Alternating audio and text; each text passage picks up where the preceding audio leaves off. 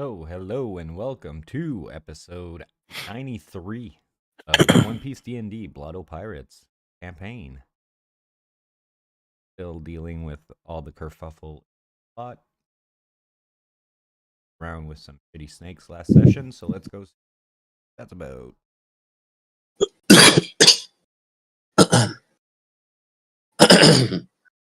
Oh man, my voice is shot. Apologies in advance.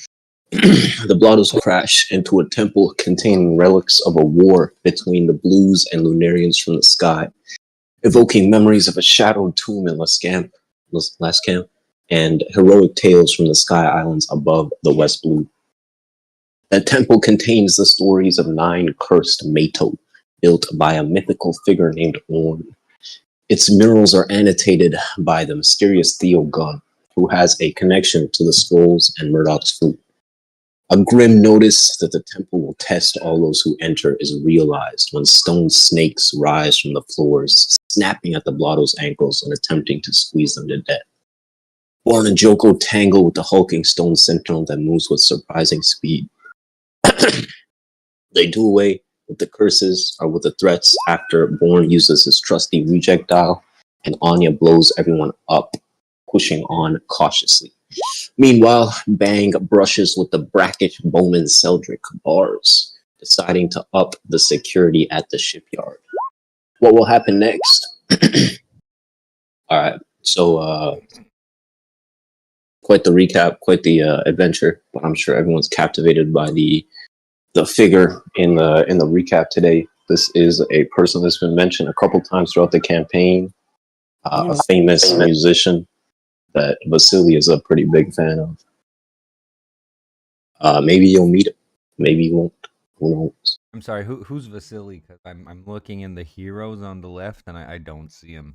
I'm not sure I know who Vasily is. How's a fishman got cornrows? I mean, you've seen Jimbei. I think we know. Okay. See what you want, Kev.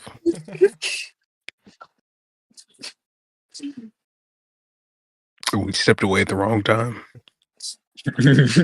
Bro, that was finna be bad, bro. The context of what we were talking about before, then what I was gonna talk about with my students, dude. Because in that way, like in the way that you were talking about how you're gonna act to a student, my students were doing that. Hey, before don't even say it like that while we're recording, bro. What? Hey, Yeah.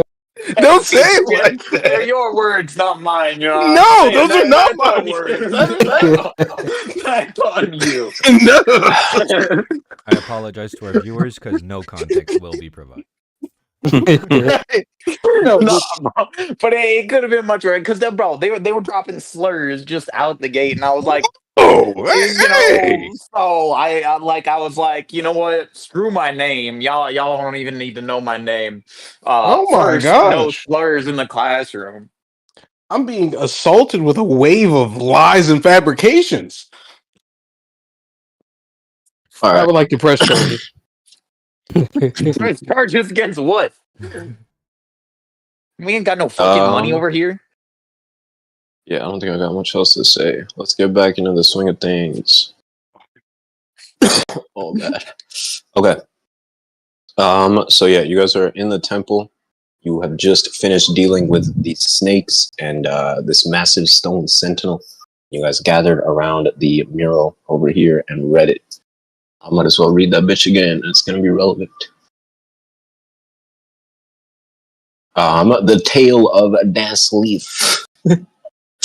A powerful fishman king was blessed with his blade. Helter, the lord of the south, rose from the depths of the seas beneath after his daughter, Skelter, was taken by the Black Wings. He and his army rode on the backs of island whales to face the wretched Hogni, a cruel Blackwing that had become enamored by Skelter, stealing her from the sea and taking her hand in marriage. Helter met him on a stormy night when the sea was nothing but black rage. Hogni attempted to trick him with honeyed words, but Helter unsheathed Dance Leaf and spoke the words that Borne did when the blade was forged. I have now unsheathed Dance Leaf. Forged by hammers and rage, it must be the death of a soul each time it is drawn. Its stroke never fails, and its wounds do not heal. That blade was cursed with Orn's rage and shame. By his power, those that it struck down were doomed to rise again on the next dawn, fighting an endless battle. The battle raged for 4 nights, nary a soul crossing over. Skelter, caught in the midst of it all, succumbed to her own rage. She bewitched an island whale to swallow every single warrior whole and rode it to waters beyond the great serpent. By Helter's hand and Orn's will, a 9th of the Black Wings were vanquished. And then there will be an addendum to the mural, written assumably by the same Theo Gunfellow. I traced the story to the island of Deverla, where it is said that an army of immortal soldiers battle until the end of time. I suspect the Dan Sleeth can be found there, but I have found no mention of the gods of war and its legacy. So obviously a lot to unpack. I'm going to tell you guys right now, between the end of the last session and this session, I did change a single word on this thing, this handout. If you can find it, I'll give you an inspiration. But otherwise, you guys can study these words and try to divine their meaning. You guys can make insight checks to try and pick up on any clues that they might be providing. The DC for all of them is going to be base 18. But for each successive check, whether it's by you or someone else, the DC is going to increase by 3. I'm sorry, Is it could you called me? repeat that? I couldn't hear you. No, it was not. Which part couldn't you hear? What? He said Which insight part check could you DC not 18. The very front. I don't know what the Like check the is beginning? for. I don't know what the check is for. To understand these words and any clues that this passage might hold. Like I said, oh my god. It's DC 18 at the start, but the more checks that are made, the DC is only going to increase. This is based on the assumption that you guys are like sharing and analyzing it together. So you can try again, but you'll be reaching the limit of what you understand the more and more you bash your head into the wall. So just be careful with who's making what kind of check. Anyway, the floor is yours to explore all that type of shit. Onya, I believe you were checking the walls with your penetrating sight. Yeah. Yeah. And like I said, you would have found nothing out of the ordinary. But you definitely did notice that the statues protruded out a little bit, and that there's definitely room for like a secret room or something behind it. It's just a matter of getting to it.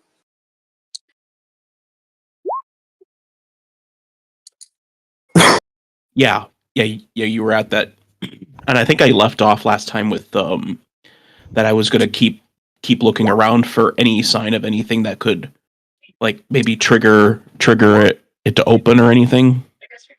Yeah, like a pressure plate, hidden switch. Pressure plate, button, lever, somewhere, anything.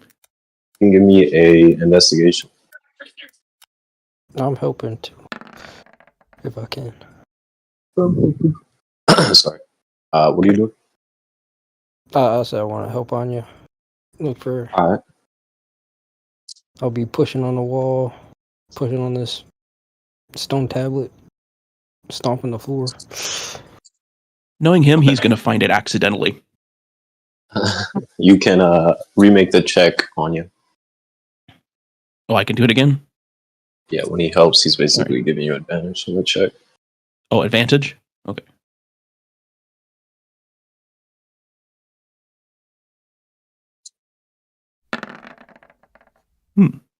Okay.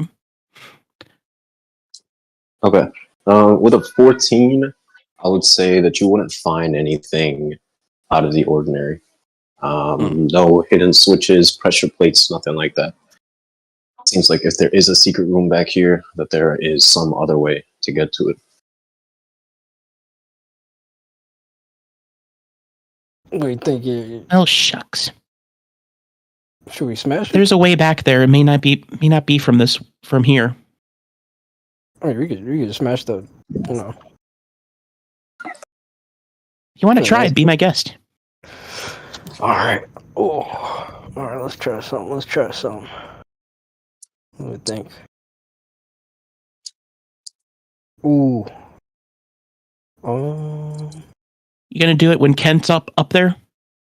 Yup. Can't stay right where you is. What'd you say? I'm gonna try and smash it with my He's gonna collapse it from under you. my gourd. I'm gonna like swing it over my head like a lasso. And then I'm gonna go into like a shot put spin, or not shot put. What is it called? It's basically like shot put. And then I'm gonna slam it. Yeah, discus that. I think you do. And I'm gonna slam it right into this statue. All right, give me an athletics check. Athletics. I'm decent with this, I guess. 17. Ooh. With 17, you plant your foot and swing the gourd around, gathering momentum, and with a great shout, you slam it into the wall. The gong sound will reverberate all around the temple, pillars, and the ground itself shaking a little bit with the after effects of your blow. But as you Please don't be more snakes. Please don't be more snakes. As you withdraw the gourd, you'll see that there's like a tiny little dent in the surface of the stone where it struck. And before your very eyes, it will kind of repair itself, like stitching itself back together in the same way that the stones that the snakes crept out of stitch themselves back together. Oh no, this is a challenge now. Yo, you gonna Regenerative stone? he's gonna put down the gourd. You're gonna spin both his hands, rub them together. You're gonna roll up his sleeves. You're just gonna start rapidly punching this bitch, bruh. Fucking Metal Gear Revengeance style. All right.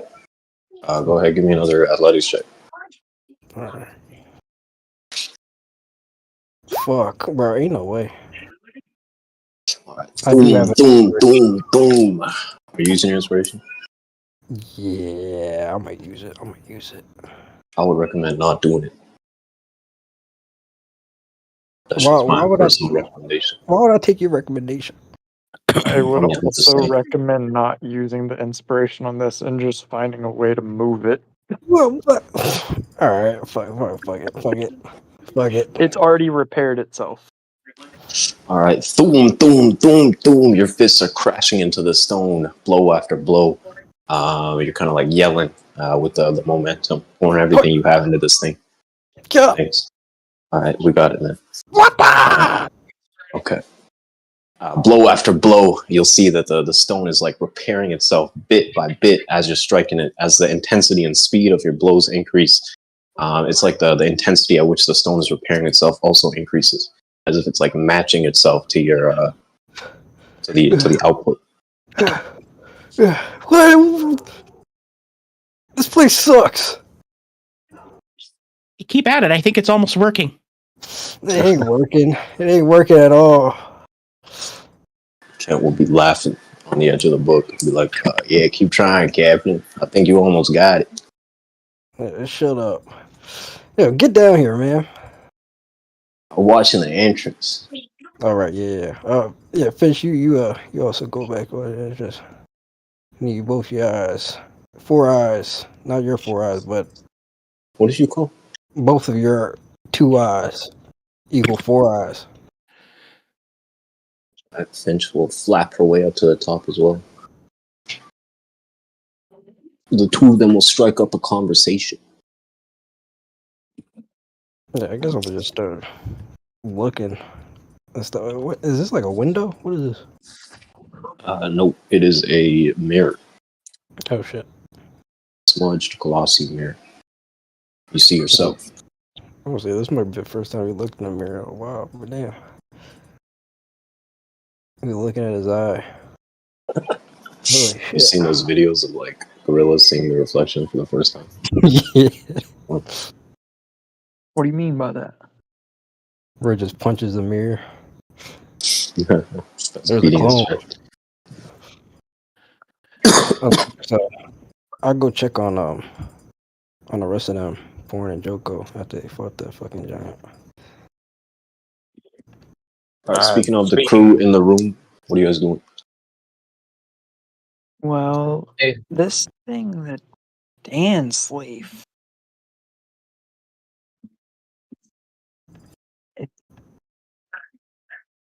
Hey, Murdoch, And come take a look at this. I'm right there. You seem to be an expert on swords. Perhaps you can lead us to your more treasures here with this. What does it mean? Murdoch's gonna try to connect the dots of what he knows. Not succeed. Well, he's got help. Wait, it's 18, right? I do have proficiency in insight, so I can actually use a psionic die on that. You'd have to get a 6, right? Oh, it's a D8. That didn't work. Okay. That is. Do you have any inspiration? No. I have one inspiration, but I don't want to use it for this. Damn. Wasn't he being helped, or did you say that we couldn't? And that's essentially all of us making the check at the same time. No, you can help. Who's helping? How are they helping? Joko. Yeah. No, I'll point out that for one, we've spoken of the Black Wings before. The Blotto Pirates seem to know about them and shit like that. So just remind him of didn't you know something about these Black Wings? Also, it's the the island whales or whatever, or something you see as you go through the Grand Line, which Joko's been through once. So he'd be like, "Hey, do you know an army that has this?" I don't know. I have a 1 already on a psionic scene. I could spend another one, even though I'd rather not, but let's do it.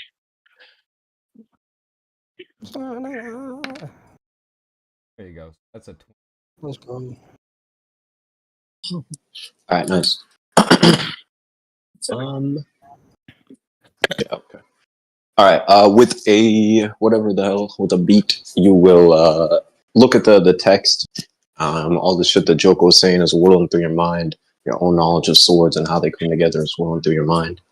As you're reading the story, it seems like an epic tale.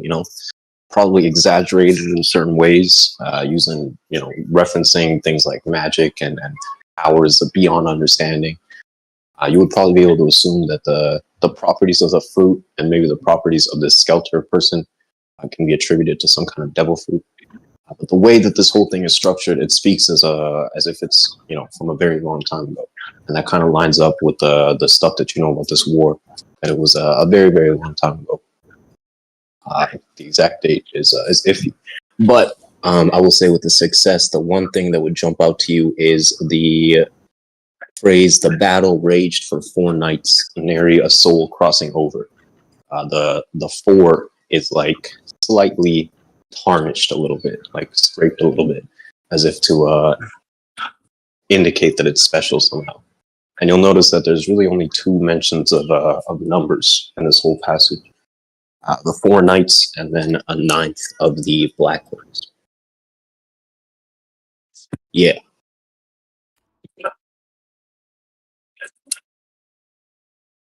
Connect the first 2. 4 and 9, guys. Apparently, that's popping out. Above table, it was the 4 was popping out, and 9th was the only other mention of number. Yeah. Okay, so this one, dance leaf, is at least 4. That may be the. Coincidentally, that is also the thing that changed between sessions. Before, it was 9 days of fighting. Now it is 4. I wonder what that means. Actually, I know what that means. Anyway, you would probably come to the conclusion that you would have to read the other murals throughout this temple to string all the pieces together. Because right now, the only thing I know relevant about 49 is that it's the parallel on which the U.S.-Canada border is, which I don't think matters. Yeah, not that relevant. Not that relevant. But yeah, the floor is yours. As always, let me know if you're going to do anything, interact with anything. Otherwise, feel free to move your tokens around. Last time Borne stepped into this room and something triggered, I'm sure he would share that with everyone. So let me know if you're stepping into one of these rooms. As you see that, I was gonna have Yiga do the fucking Woody walk into this bitch. Like, alright, you mutants. Let's get one thing straight. Next time we encounter some big shit, I got Mutant? this. You didn't encounter any big shit. I did. Well, next time you encounter some big shit, I What? got dibs. Who Well, do you then think you don't are worry speaking about to? stuff that comes out of the ground. I will, because if it's big shit, I got dibs. You have Yeah, dibs over what you can find in your drunken state. yeah, I ain't even drunk. I'm as drunk as I'd like to be. How about first come, Talking about first dibs. serve? If it appears in front of you, you can fight it. Fair? You know what? I'm a man of honor. You got it. I'll extend my hand. It's the deal. Borne reaches out. Right. It sounds like there's more information about more of these weapons around here. I do not want some whale riding fish thingy, but perhaps there's something of more interest around here. Joko will step this way. Yeah, we can find all them males or whatever they're called, and we can sell them. As you step into this hallway, you would probably notice the chest to the left of you. Just a simple stone chest. Doesn't look too special, too finicky, anything like that. Open it. All right. As you reach over and crack it open, give me a 1d8. That's how many snakes appear in front of you. Crazy. Boogie. Okay. You will find a bunch of religious paraphernalia. Things like, tiny statues, papers, beads, like incense, prayer sticks, things like that. A decent amount, around 50 pounds worth. And with your eye, or actually, I'll say, give me a. What would this be? I guess investigation check or history check. Your choice. DC 16. This is to determine the approximate worth of all this stuff.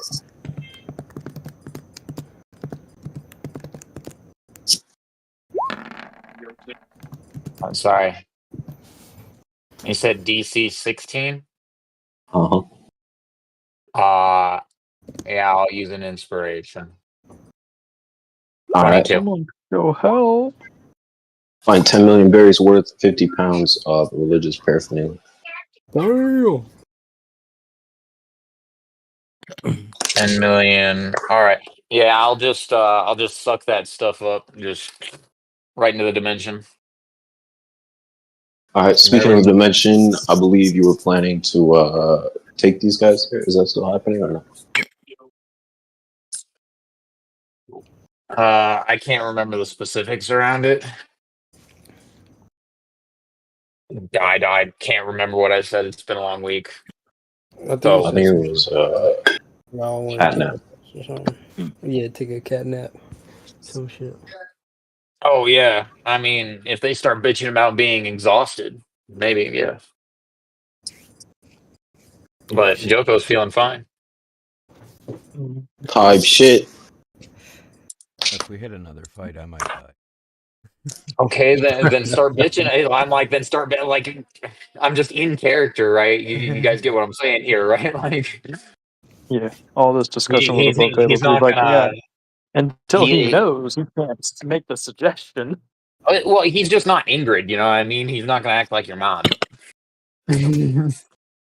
Okay. I was thinking Onya would be the first one to be like, I need to rest, Alright. guys. No, yeah, everybody. Yeah, that's needed.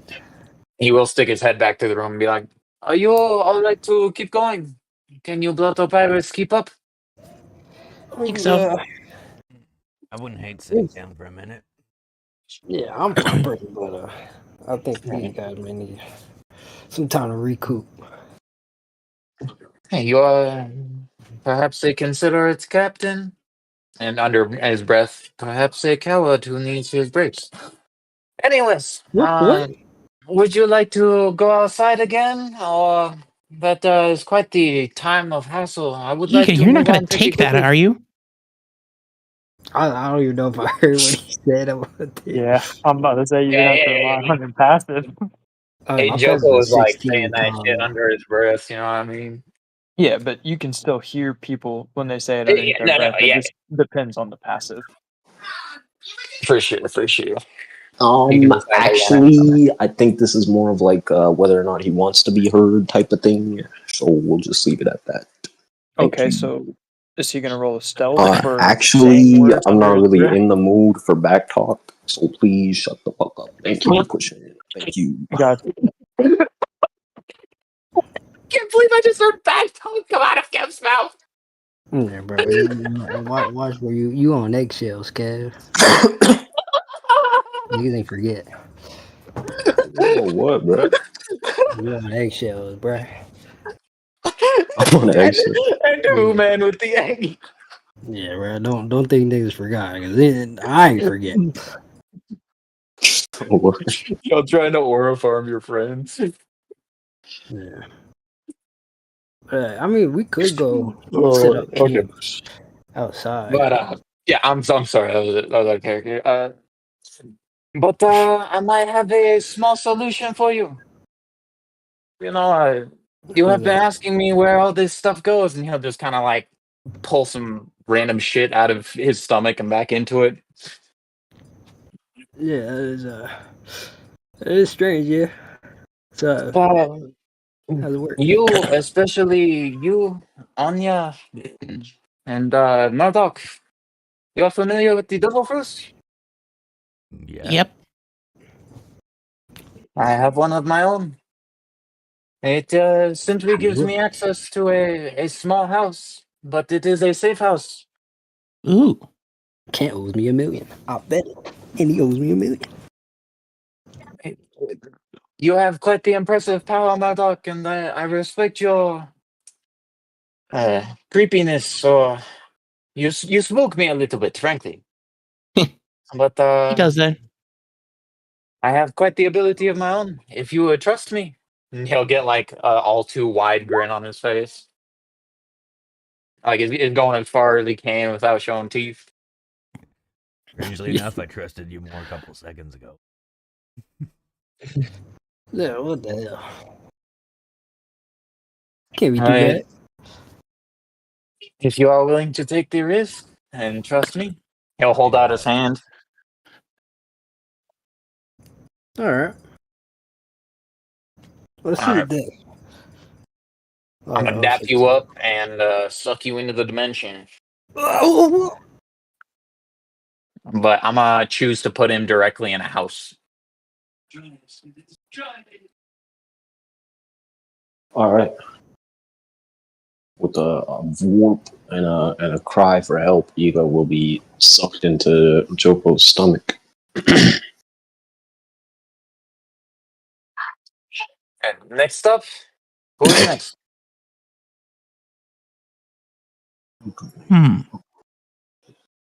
Oh, what the heck? I'll do it. Come here. Make sure to try and keep your balance on the other end. All right. Send them both away. All right, one by one, Joko will absorb all the blottos. Does anyone refuse him? Anyone wanting to stay behind? Well, there's someone I guess that's not Borne. even in that area. Yeah, there's some NPCs who just have no idea what their deal is.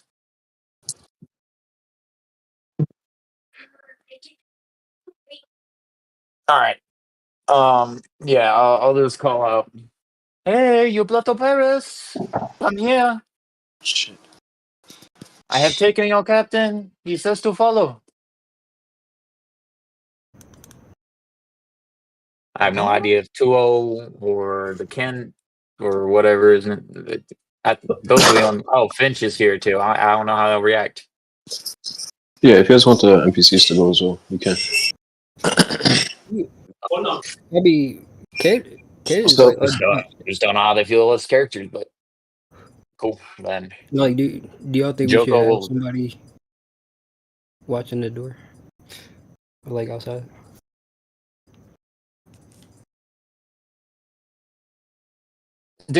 What happened bad. last time you guys left Kent to watch something? I feel like this has happened before. Came back with a boat and a girlfriend.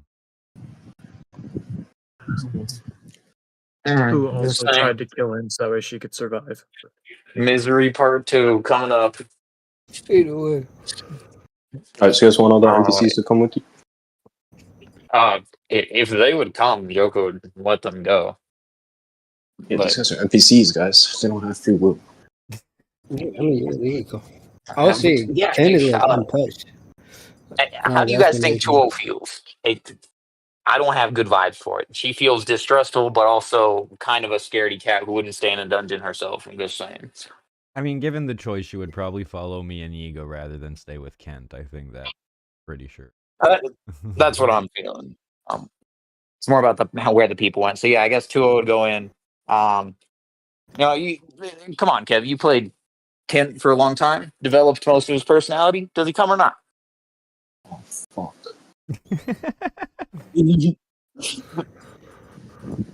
All right, you know what? I don't give him a choice. I slap the cowboy in the back of his head, and he comes. Yeah. Alright, yeah, we're gonna have to put this bitch on pause for a second. Pause that in general. The cowboy will come with, the bird lady will come with, Tool will come with. Anyone else? Nope, Borne there's no there? one else here. Borne's making his way back over there and is about to see that there's only Joko standing in the room where he saw the rest of his crew at just now. Oh, shit. So, I forgot he left.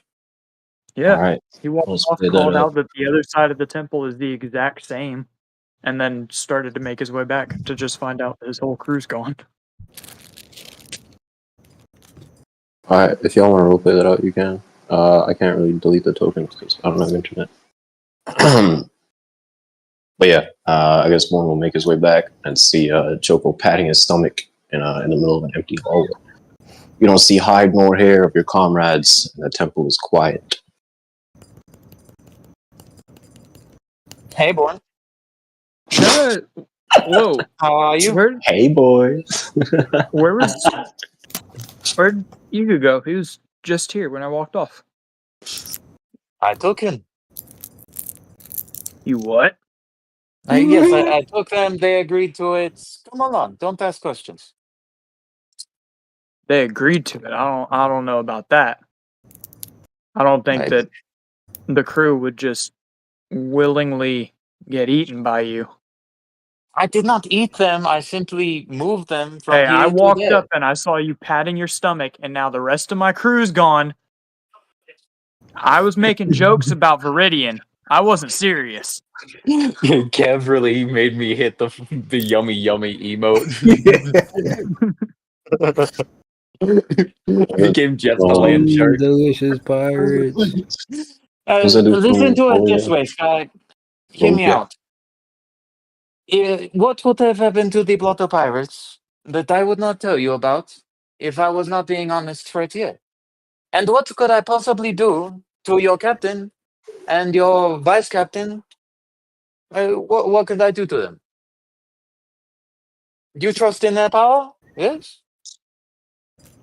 Yeah, but you also seem pretty confident in yours, given the fact that as soon as I walked off, you decided now is the perfect time to eat all of them. I did not even notice you leave.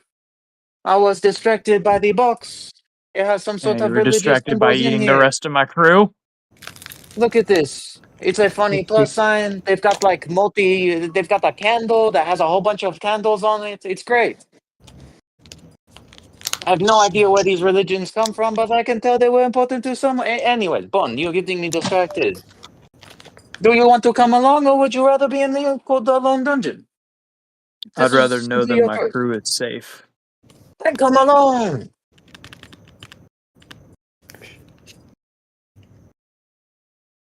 Eh? If I have to, I'll kill you from the inside.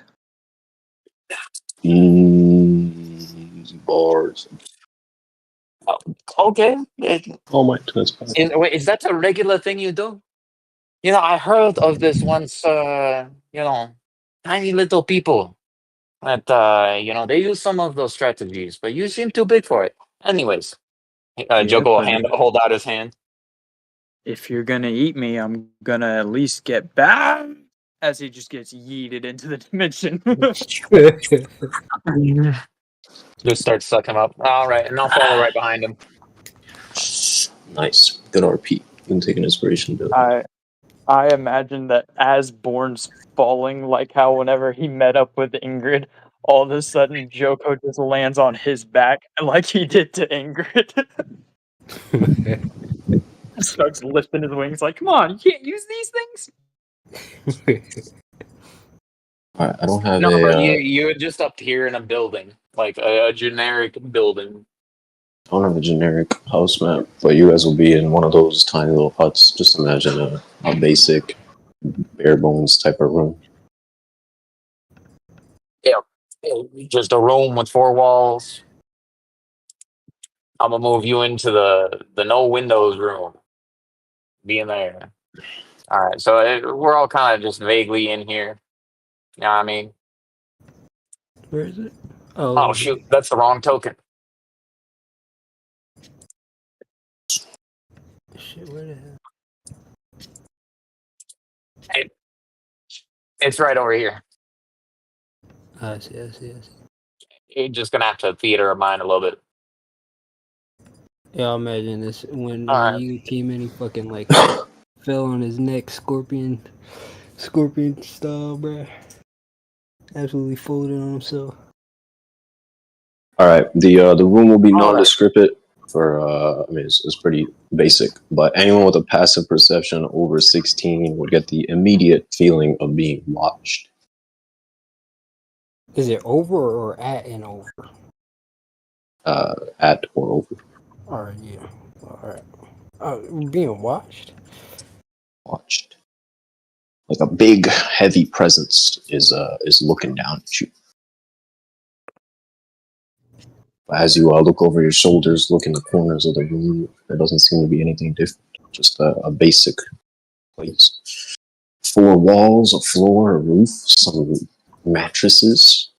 Just looks like a pretty basic spot. I mean, Now, Joko will pop it in as the last person and be like, no.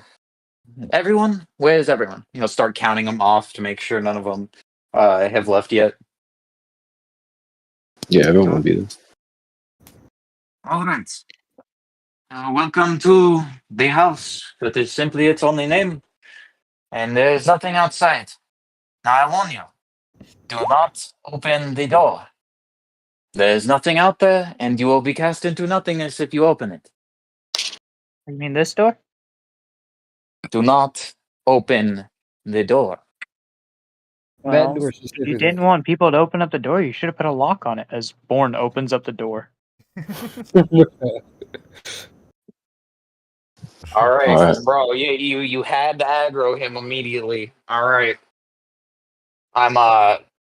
Joko's gonna try and go shut the door behind him and lock Borne out before anyone else can see what's out there. Alright. Let's do I a guess contested. I guess it was implied that I stepped out whenever I said I just opened up the door. Oh shoot! Sorry, Yeah. Sorry, bro. I was just opening up the door just to see what was out there. Being like, there's stuff here? All right, yeah. Is there Joko will stuff run coming? and Joko's gonna run and try and close that door. Murdoch's missing all this because he's already like curled up in a corner and just going like fucking snakes, fucking You're already like. relaxed. They fucking hate this. Alright, let's do a perception from Borne and an initiative from Joko. Contested. Yeah, I get advantage on initiative. That's nice. Wait, actually, I have to make sure. There should be Yes. a macro you could turn on. I already turned it on. Ooh. All right. I guess technically it would be his wisdom versus your dex. What's your wisdom? 3. What's your dex? Dex is 5. I bet. So yeah, you would only catch a glimpse, I'd say, of like some gray stones that kind of stretch endlessly, like a flat gray platform. There's a sky overhead that's a motley, muted gray in color. Everything just looks washed out, faded, kind of like a liminal space type of thing. But you would only just catch a glimpse of it before Joko runs past you and shoulders the door shut. Wait, I've never seen a stomach that's gray. No, dude. Fucking Christ. Got a meta moment right there. Joko comes to the real world, dude. Now, Sky, and you know, there are certain rules to being in someone else's home. This is not my stomach, but simply the place in which I am safe. I invite you in here, and you immediately violate my rules. What rudeness is this? Well, like I said, if you wanted to keep people in here, the lock should have been used. Like you just put people in a room. The first thing they're going to do is try and escape. You know, If I do not want people in here, I can simply send you back, and perhaps I will. Or will you follow the rules? Hey, you ate me with no calm or reason. You had them already eaten by the time I came back. Hey, you chose to come in here. Yeah, to make You sure were my crew is invited safe. and you How do I accepted the know if my invitation. crew is safe if I don't know where we're at? Hey, you don't need to know that. Your captain trusted me. You should trust me. Or what, do you not trust your captain? As Sky looks at Yiga. Like, you really trusted this dude? Was it Yiga's picking his nose? One of his eyes is crooked. If it wasn't obvious, Joko, that man doesn't know danger from civility. Then why are you on his crew? If you have such distrust of this man.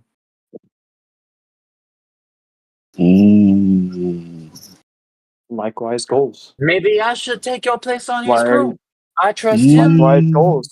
Why are you following Yiga if you don't have something else that he is also going for? Hey, your friend Yiga, your captain, he is a very powerful fighter. He helps me on my way to get treasures in the basement of this place. I found it so valuable, his strength, that I decided to wait for him while he takes a nice little nap here. I have invited him into So my you're home too because I weak think to he is be such able a to powerful protect asset. yourself, so you need us to protect you, is what you're saying. Have you never heard of cooperation? What, are you simply a wild animal that goes at it all alone? No, we are people. We are humans. We work together to make more than what we can do alone. Some of us are humans, as Borne turns his face to look away from Joko. You ain't what are you talking about? What do you mean by that, boy?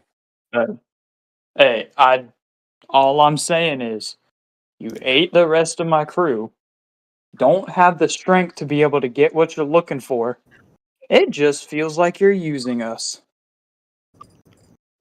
Hey, Joe, why will you not get over this eating thing? Does this look like a stomach to you? It is a house. They are devil fruits. Your crew members have them. Did you eat this whole house? That's what I'm thinking, Captain. I walked up back into the room where I left all of you standing there, except for Kent, because, you know, we can't trust him to be with the group. He has to do an easy task. Hey guys, you coming out? What? As Joko only just now realizes that he didn't count all of the crew members inside of the house. No, I was just told by the god of the game that all the crew members were inside the house. I did say that. Were you lying? So what's going on here? Yeah, I would like to hear. I had put my Onya token out there before he said that. What? You would have to walk outside the building. Did you walk outside the building? Yeah. There you go. I mean, he would have Okay. had time. All That's right. that's Sick. some Willow D Yeah. shit So there. Yeah, he Joko would have had has. time. 'cause He was wouldn't busy have been in talking to there yet. Borne. That was plenty of time to walk out. Okay. I'm gonna So say even Joko, I before we got guess in the word. if he didn't count you all here, that would change what he did.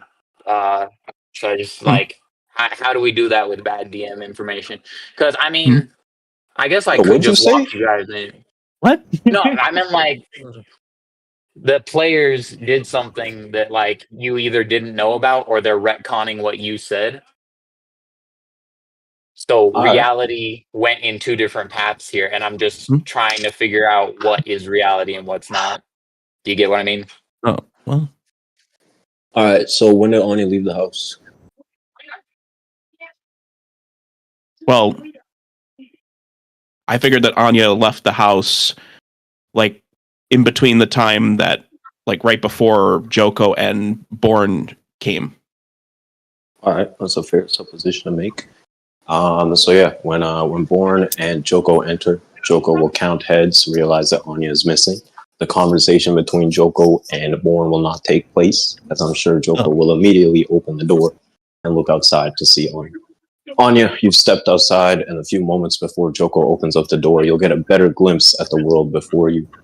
There's a motley collection of houses very similar to the one that you're in. You will see a giant crater a little bit to the space where the giant acorn is. You would probably assume that that thing has something to do with the Adam tree. But there is a singular person with like a little shovel that's digging a hole in this crater. There's a giant tower a little bit to the left or east or whatever of the acorn overlooking the whole thing. And beyond that, like I said, just imagine a liminal space that stretches out as far as the eye can see. Stone platforms of varying heights, all held up by some unknown force. The sky above you is a motley gray color. No wind is blowing. No sounds can be heard. This world feels faded, lifeless, muted almost. You have This is some sweet devil fruit. You have a few moments to take it in before Joko slams the door open and catches sight of you. Yeah, Joko wouldn't even open the door. He would tell the rest of them to stay inside and walk outside, walk through the wall, and just again catch her. But he's not opening that door. All right, Joko walks through the walls, catches sight of Onya at the edge of the platform. Mrs. Quinn. Yeah? You have no business out here. I would suggest that you make your way back inside and find a resting spot. Okay. I really didn't want to have to fireball on you there. Mention nothing or we will have issues. All right. Onya can walk back in, and then we could have the whole Borne at the door thing play out if you guys want. I think it was some interesting RP. So we can let that stand. But otherwise, after everyone settles down, you guys will all be just like, I guess, chilling in this room. Yeah, I'm gonna wait outside the door and lock them in. Essentially, I'll just sleep outside the door. All right. Joko lets himself out. And what are you guys doing? Taking a long rest? Yep. I mean, I'm down for the long. Yeah, you'll probably need Yeah, same. long rest. All right, you guys are spending 8 hours in here? Yeah. Above table, you're going to have to spend... Nothing. above table time passes by half as quickly, I believe, so it's going to have to be 16 hours for you guys to get a proper long rest.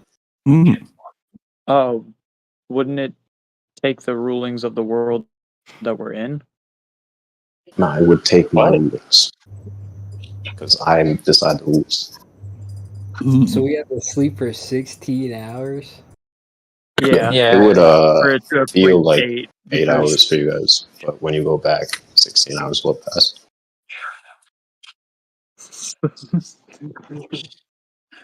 Okay. What'd you say?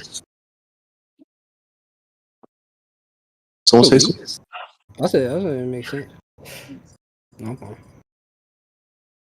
All right, so everyone's settling in. Mm-hmm. Yeah, He's for got his 16 nightcap hours. and his jammies. He's got his gourd. He's locked and loaded, man. Joko will rest for 20 minutes in the middle of it or something. And then I'll use some of my shit to get a long rest. Like I'll basically take a short rest. Or no, that's not 20 minutes, that's 2 hours. Hold up. I have a combo. I just need to. Yeah, no, I'll only rest for 2 hours. That way I can keep an eye on the rest of them. And I'll use my inspirations to make it into a long rest. What are you doing? So return. Oh, okay. That way I can spend the rest of the long rest looking and keeping them in prison. Sorry, safe. So during this 16 hours, we can spend 4 hours doing the stuff that we normally do on a long rest. Yeah, light activity, all that shit. I'm gonna let you guys know right now, above table, there's a cute little trick. But if y'all start spamming this shit, I'm gonna have to nerf it to the ground. You already did. You already did. You already did. Yes, you did. What? You done? Anything else to say? Anything else to get off your chest? Time dilation would work, but yeah, that's all. Thanks. All right. You guys all drift off to sleep. Joko staying up or sleeping for only 2 hours, and then watching over the door like a vigilant hawk. As this is happening, a couple of you guys will have dreams. A couple of you guys will just have basic long rest. Boom, boom, easy, simple. But two of you guys will find yourselves having a strange dream. Both of you guys have felt this sensation before, being warped off into another place entirely, feeling your body be ethereal, spiritual, a faint blue glow all around you as you move around like a ghost. Borne and Murdoch will both find themselves on a unknown grounds. In the middle of a murky swamp, moonlight is illuminating, reflecting off of the puddles. There's green trees that stretch as far as the eye can see. You guys try to leave the area, you'll find yourself being dragged back by some spiritual force until you're left to just waft around in this place. You guys can drop in tokens if you want. You guys would see each other as well. Okay, that's what I was about to ask. Are we occupying the same space at the same time? Nah, man. Y'all are like on different ends. Oh. Almost dropped my blow. All right. Yeah, you guys will have a brief moment to examine the area, make any perception checks if there's anything interesting that you would be looking at, or just talk to each other.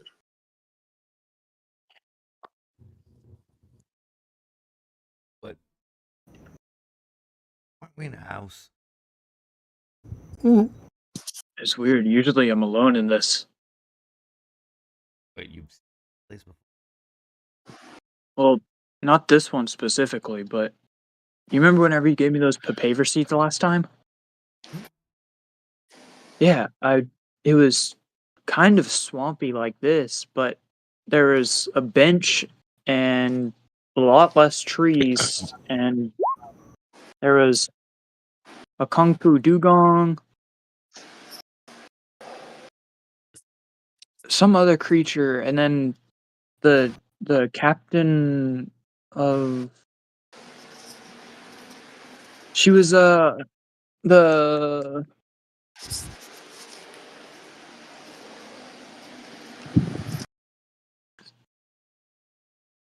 Dream Weaver? No, Drowsies. The Drowsy Pirates. I'm not. I'm aware. You remember whenever we ran into Leadberry? Yeah, that's how I found out her name. I didn't know it before then. I only knew that she was a dream weaver, dream stalker, dream walker. That's it. he knew her name. Telling me there might be some. Yeah. Might be a few someones. Try to As you like, guys, scan the area. well, I was gonna say, as you guys say this, you will notice the puddle behind you. There's like some glimmers, or ripples. You guys will see a massive, deformed, monstrous-looking thing. Gray skin, a head way too big for its body, shriveled torso and hips and legs, and massive, disproportionately sized arms and feet. This creature will crawl out of the water. Yeah, crawl out of the water. I guess swim out of the water. And begin to trek into this little area here. It will gather up some wet mud and clay and begin fashioning a statue. It'll take it a couple tries. This thing doesn't seem that smart.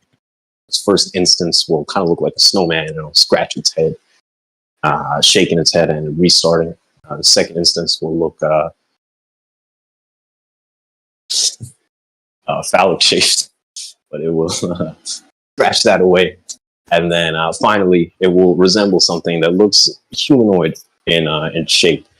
It'll start fashioning more and more fine details. And Borne, you would realize that it's fashioning a clay model, a statue, replica, if you will, of the Dreamwalker, Cynthia, the captain of the Drowsy Pirates, the person that you met a handful of times in your dreams. As it's walking, does it give any any movements or any recognition that it sees us? No. In fact, it'll walk straight through Murdoch. Okay. But yeah, it will fashion a small statue, roughly like a foot or two tall, very miniature. And then it will take a step back. There will be a crackling sound, kind of like a popcorn being made, and the statue will turn into a very tiny miniature version of the Dreamwalker. She's got these long white robes, dark skin, flowing black hair, dreads that go down to like her waist. Looking very ethereal, mystical, all that type of shit, except she's about a foot tall. She'll look around, look at the thing, stamp her foot in irritation, and mutter something, or start, cursing out this thing. Yeah. She will, the thing will step forward and with a stomp of its foot, crush her back into clay. And then it'll spend about the next 30 minutes or so constructing another humanoid statue. This one much, much bigger, about 7, 8 feet tall. And finally, when it's finished, there will be that crackling sound again. And this woman will appear resplendent in all her glory, all her size. That's her, Murdoch. That's her. Cool.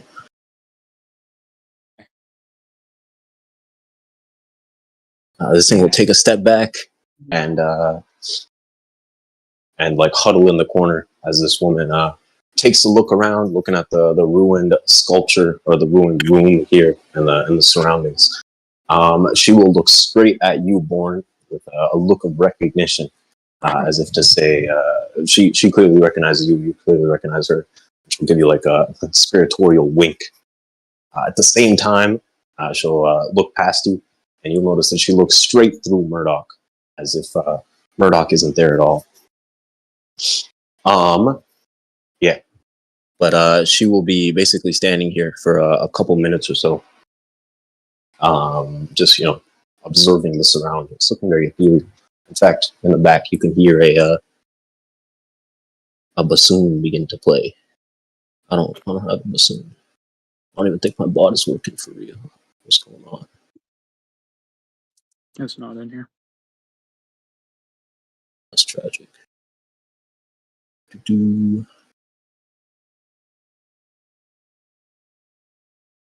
And I don't think she saw you. Maybe. Oh no, because I saw her before I made the deal with her. As this is the first time that Sky has talked about the deal outside of to Ingrid, whenever she asked him about it.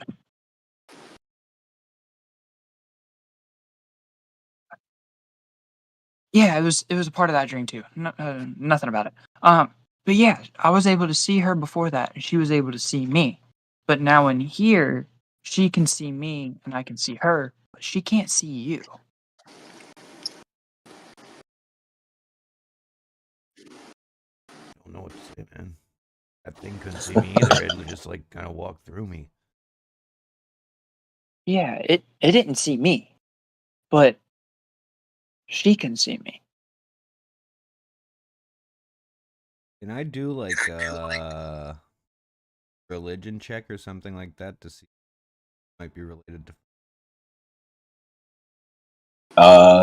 Well, with the arrival of this new person, you would assume that is most probably related to one of them.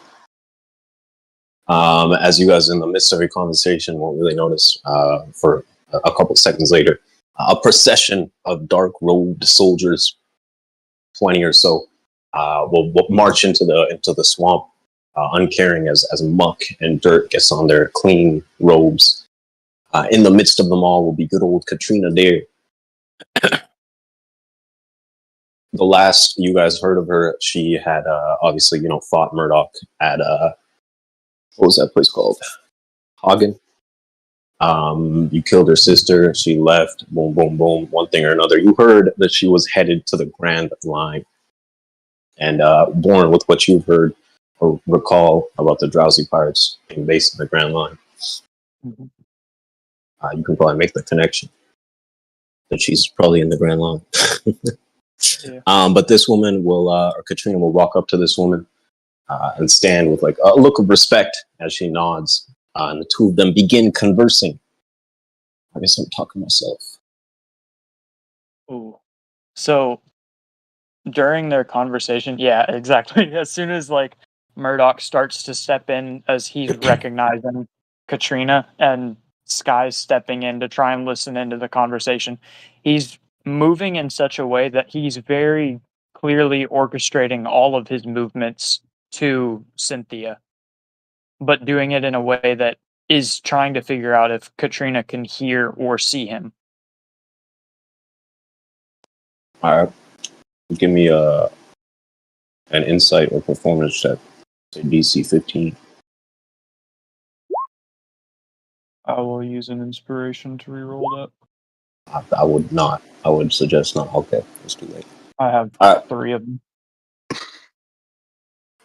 You won't really be able to tell with your movements. In fact, Murdoch, it will kind of just look like a Borne is dancing for some reason. But Borne, when she entered the scene, you would see that she was kind of looking straight ahead. And it's like she looked through both of you, both you and Murdoch, because she didn't know you guys were here at all.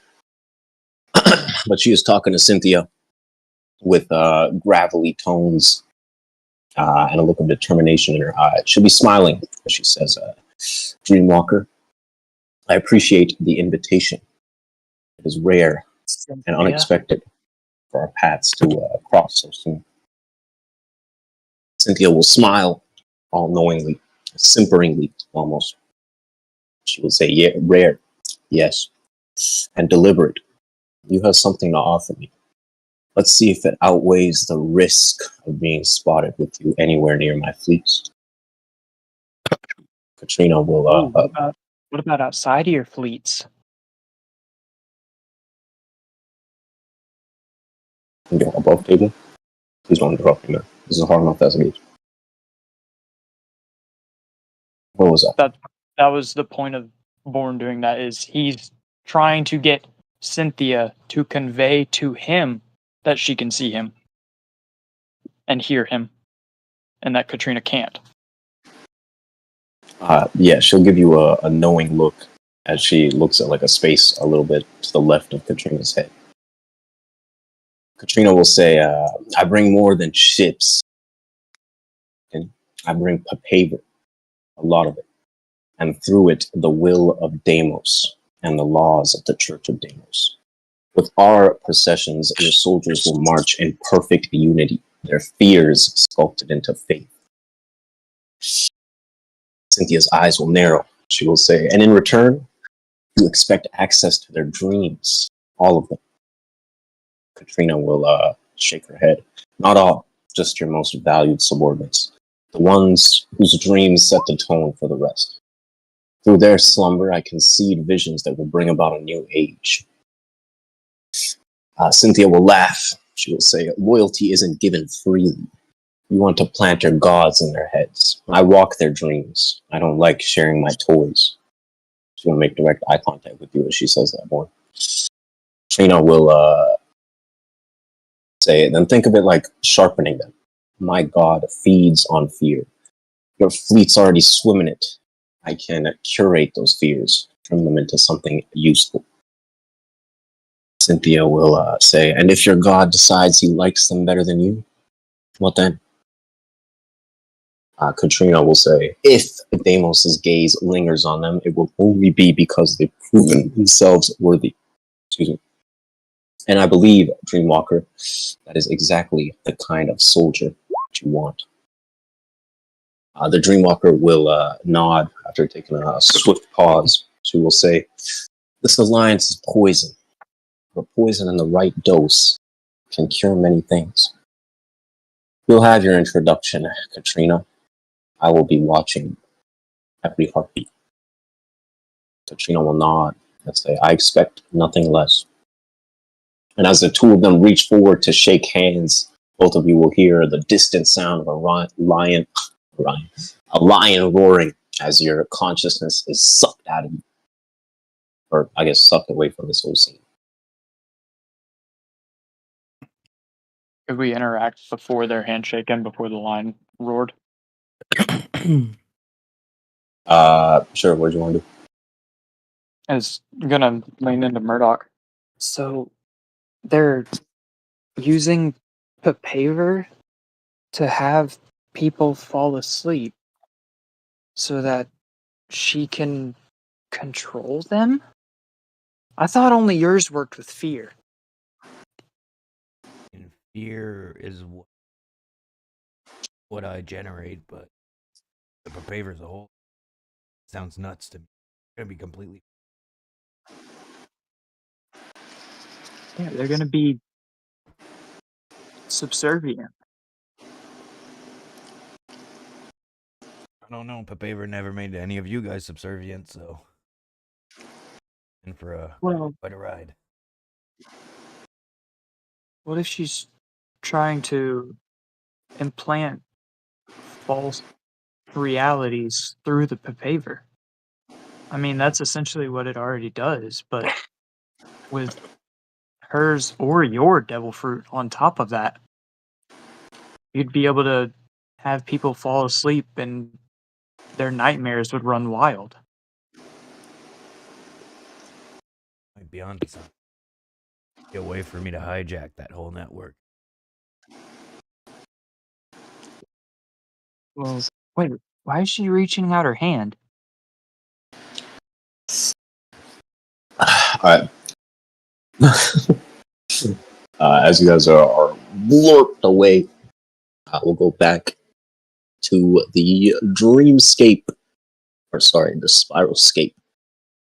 Everyone is curled up, snoring away. I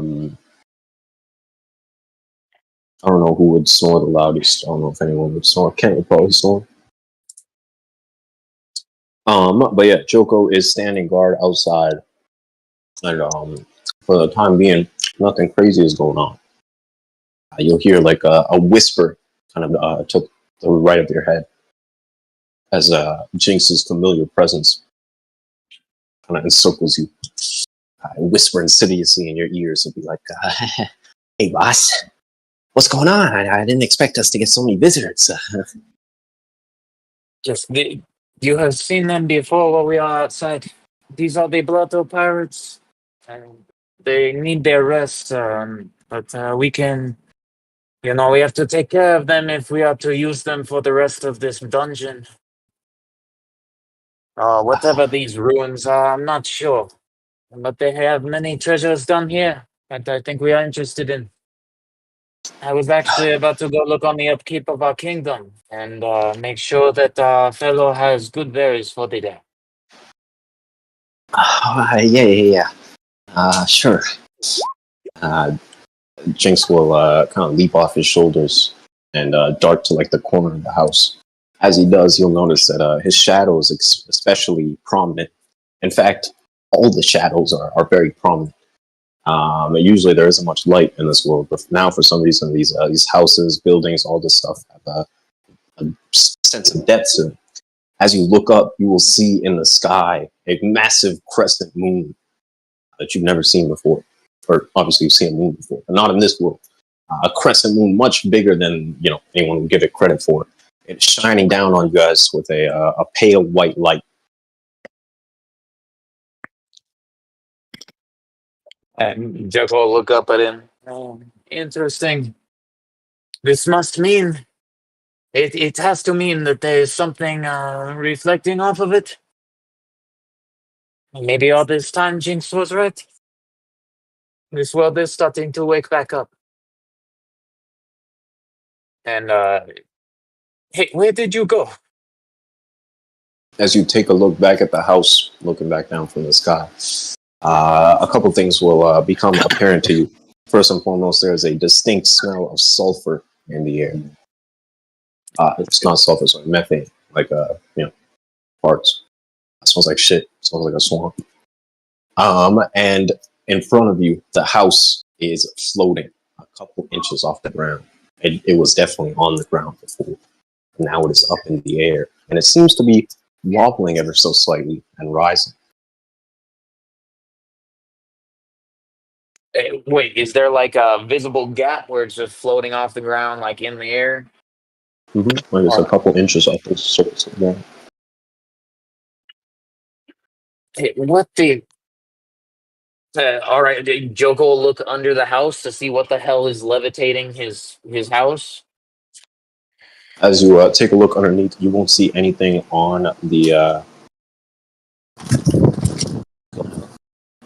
you won't see anything on the bottom, anything like that. Sorry, can you see?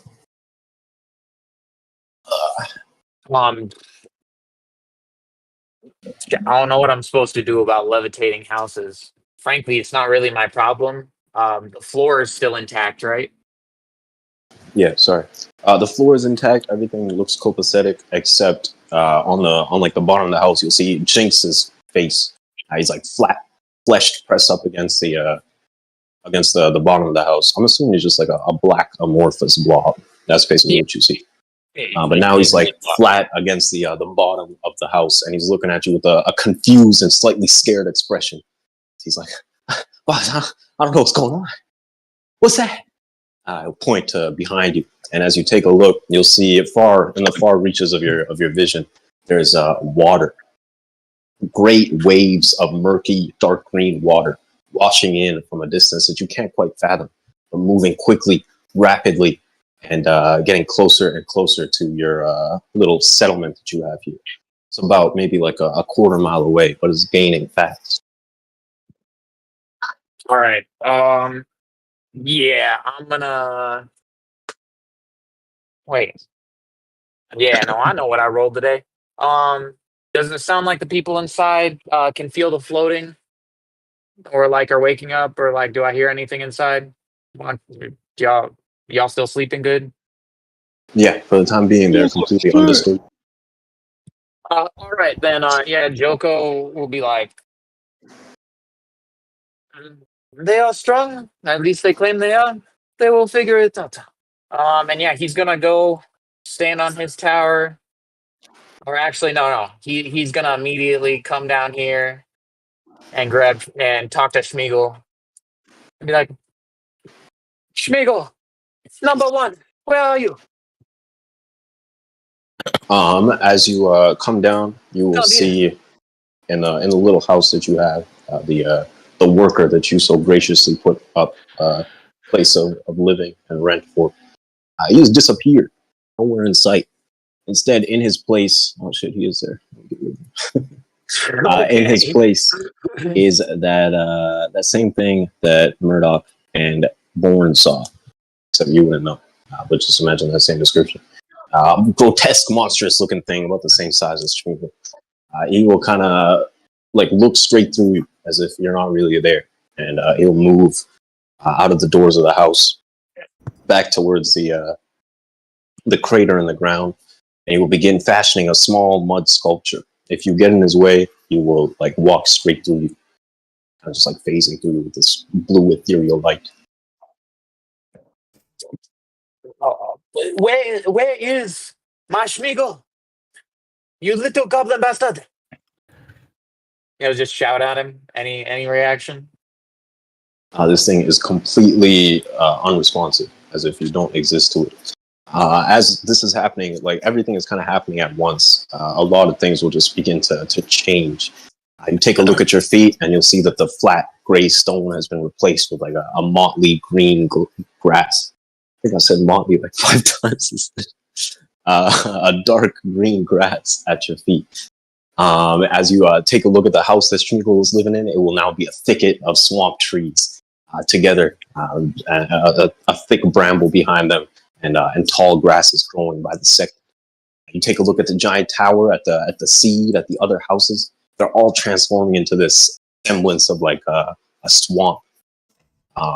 The same kind of moonlit area that Borne and Murdoch were in. Obviously, we would have known this. But yeah, the world is rapidly changing around Joko, something that he's never seen before, never really fathomed could happen. What would you do? Joko just assumes he's just seeing shit at this point. He's like, I remember what she said. I remember what my mama said. Do not pay attention to the things you don't think are real. And he's just like full on thinking he's having a schizo moment right now. He don't think that shit real. So yeah, bro is convinced he's still sitting outside of his hut, and then he just fucking like, yeah, he's convinced he's in the last place he thought was like real. You'll hear a frantic yelling, and you'll look over to the direction of Jinx. He's standing on the roof now, waving his hands frantically. Around him are the floating, levitating bodies of the Blotto Pirates, bathed in this like ethereal, bluish purple light. Although you guys are having a great sleep, by the way, very relaxing, except for Borne and Murdoch. They look completely unbothered, and you'll notice that Borne and Murdoch have like the biggest glow coming off of them. They seem to be like at the epicenter of it. In fact, the bodies are like hovering and slightly like orbiting these two. But Jinx will be like, Boss, I don't know what's going on. I think that they are the problem. They are ruining reality, or they are ruining my brain when they come in here. I will have to remove them. Get them out, man! Get the fuck out! Yeah, Joko, whether this is reality or not, is gonna start teleporting up to these people and just, without asking, casting them back into the reality. All right, you run towards these guys. I'm gonna have to do some cutscene shit right here. You're running towards these guys, and it's like the ground is stretching beneath you. The distance that you teleport, the distance that you run, the more and more, the further and further you get, the further and further this house seems to get from you, as it's like your vision is dilating. You're moving slower and slower. You chance a glance backwards, and you'll see that roaring green water that I mentioned earlier is now upon you, as it will crush over you guys and the entire settlement. Everything will be swallowed by this dark blue wave. Joko, you will lose consciousness as the water hits you. And with a flash, all of you guys will awaken.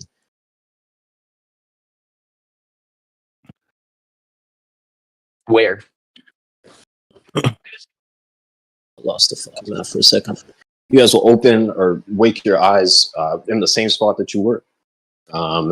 Everyone is like in various positions around the room. I think you guys did Kent go or not? No. Yeah, everybody went. All right.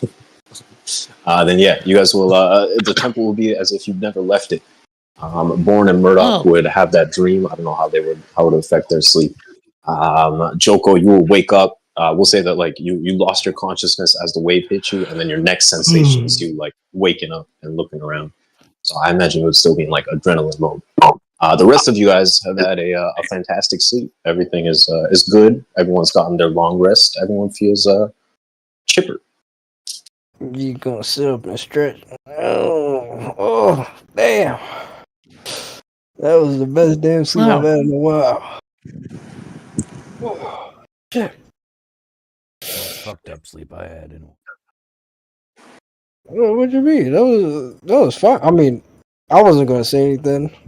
The place felt a little weird, but I don't know. Well, that is fine with me, because you are not invited back. You are trouble in my home. You will not be returning.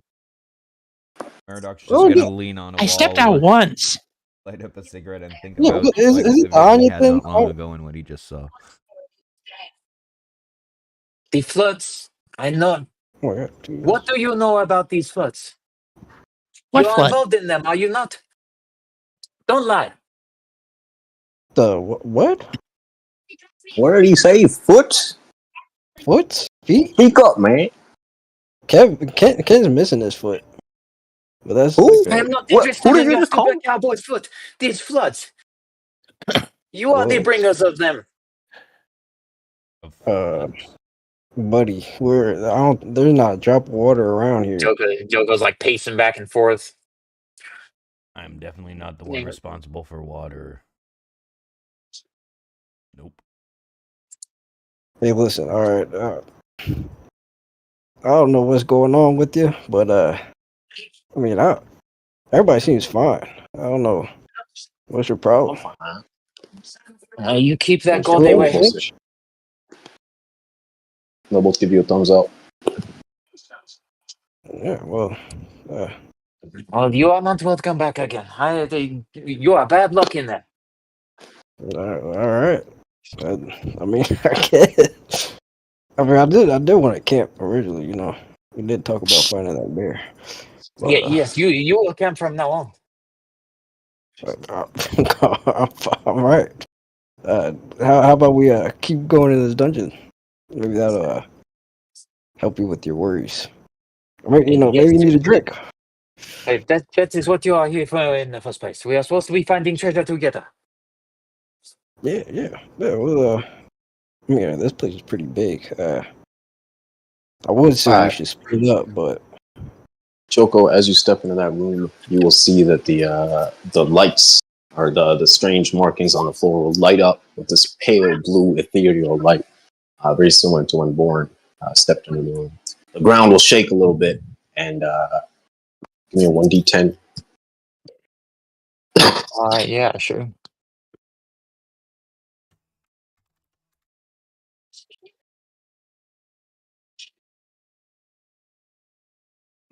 Oh, I'm sorry. It's my brain ain't working right. I was looking for the 1d10 button. the dice is on the Yeah, the I can just type it in. But I was like looking for the skill called 1d10. left. It was a 9, by the way. Sorry. All right, with the 9, the temple will shake, and some rocks will be dislodged from the ceiling. Plain white stalactites, kind of like massive icicles, that look a little bit too rounded to really be natural, will come crashing down on everyone in the temple. I'm gonna need a dex save from everyone. Dex save. Dexterity. 16. So they trigger through the entire temple? So, Dexterity. what happened in the other 14 hours Joko was awake? Or was he just tripping balls for 16 hours straight? No, it was like the first 2 hours you did your long rest, and then after that, as soon as you were watching these guys, the events took place. That's all I needed. And then you basically blacked out for 16 hours. Or 14 hours, whatever. Why are you rolling that DC? What? Strong will. So you took the long rest, right? 2 hours? Yeah? Yeah. These guys were asleep in that same time frame, and then you woke up and decided to play guard, and then all this shit happened. What shit happened? Like the Every flood, the tree, the levitating, the world, all that shit. Smeagol, Okay, so the Goblin. he was tripping balls for 16 hours straight or 14 hours straight. No, it was only like a couple minutes, but you blacked out after, as in like lost consciousness. Okay. All right. Who am I waiting on? Joko, and then the NPCs. I'll This do one. it. Oh, I don't Which one have you this. I'll do Kent. Alright, I'll do Finch. Finch. She got, damn. Hold up. This a minute. Hell. All right, I think I said DC was 15.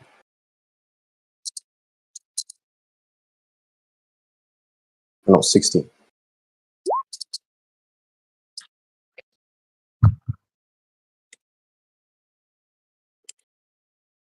What do you mean burn inspiration? What? Because he used it and then he was unconscious for 16 hours after that. Oh, yeah, I guess. Oh.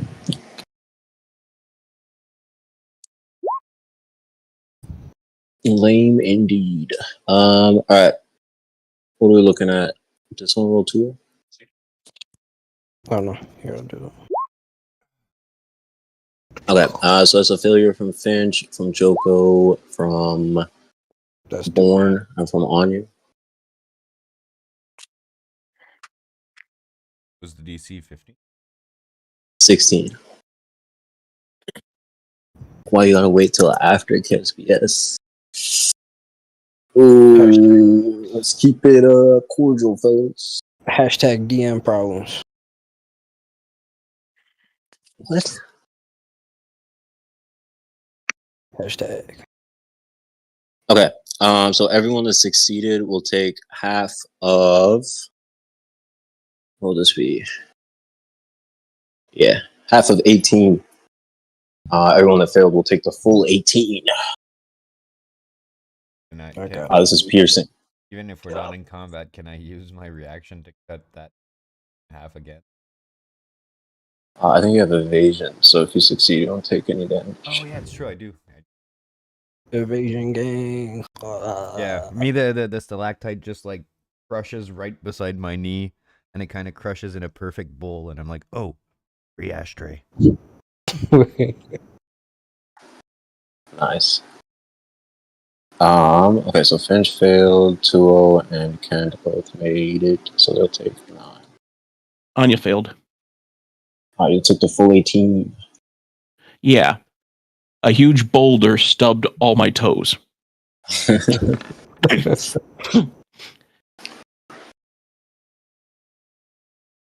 Yeah, so you guys can take down damage, all that shit. And after the stalactites come down and the dust clears, you guys will see that they've just like melted into the surface of the temple again. It looks completely, what's it called? Unperturbed. The lights have disappeared from the room that you're in, Joko, and you will see this mural is illuminated. That's alright. Rule of thumb: do not step in the room before thinking about it. Yeah, you think about it, I'll do what the fuck I want. Hey, man, Bitch I'm ass just up. saying. Alright, let me read this shit. Alright, you begin reading.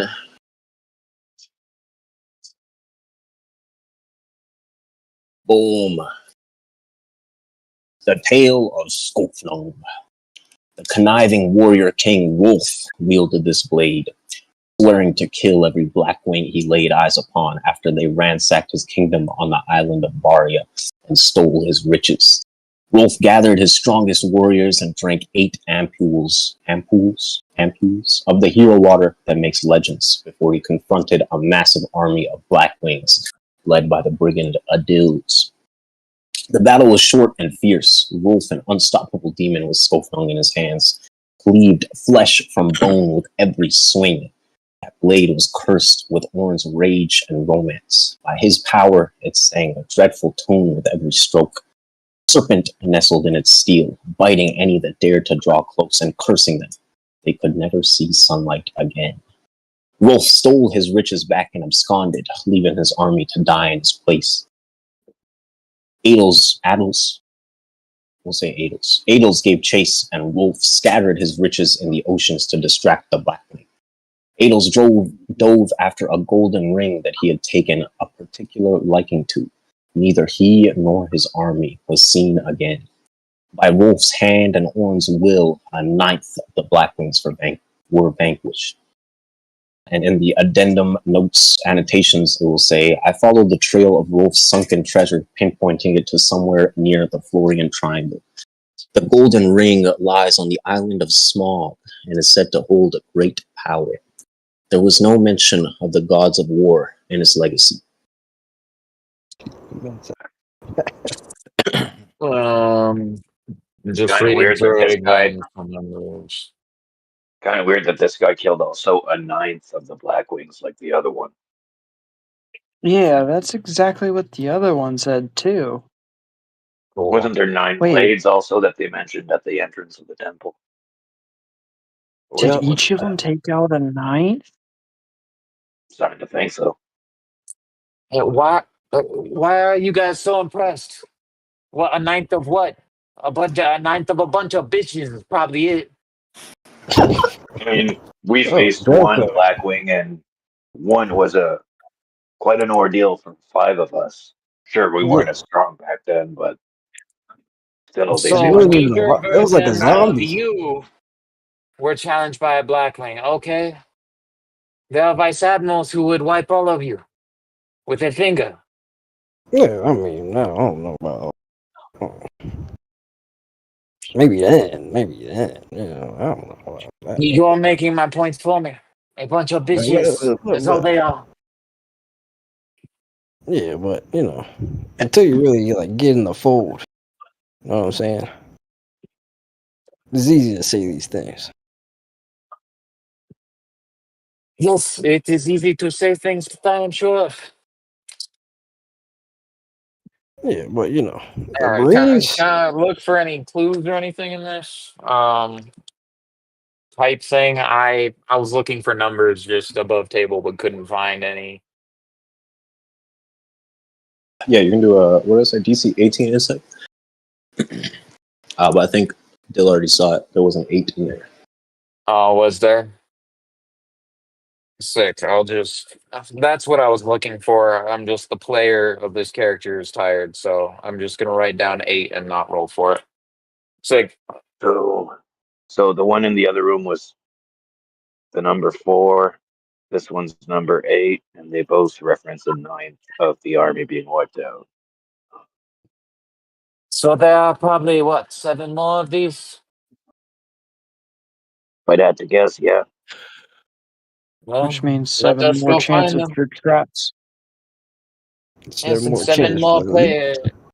7 more chances to find these treasure locations. More riches out there waiting for us. I am gonna go.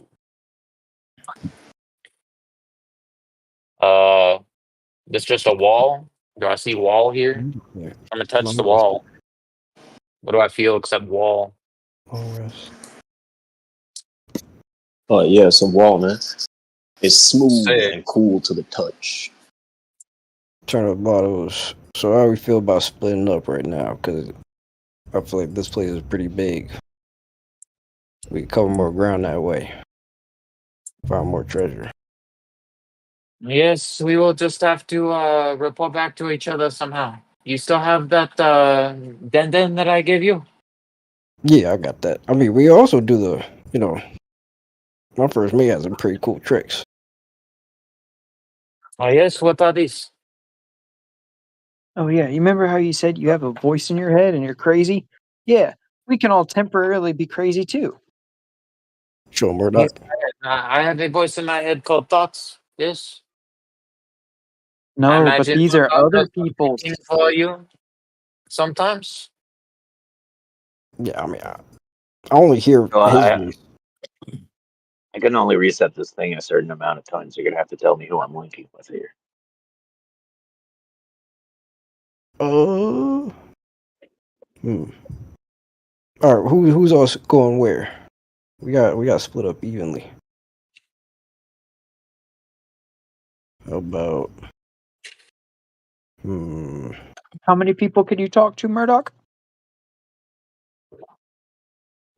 3. Well, why don't we split it into 3 groups? Well, 4 groups. 4 groups. That Murdoch's the would 4th person. He can connect with 3 other people. He can talk with all the groups. And they can all talk with him. Okay, yeah, that makes sense. I think that makes sense. And there's 1, 2, 3, 4, 5, 6, 7, 8.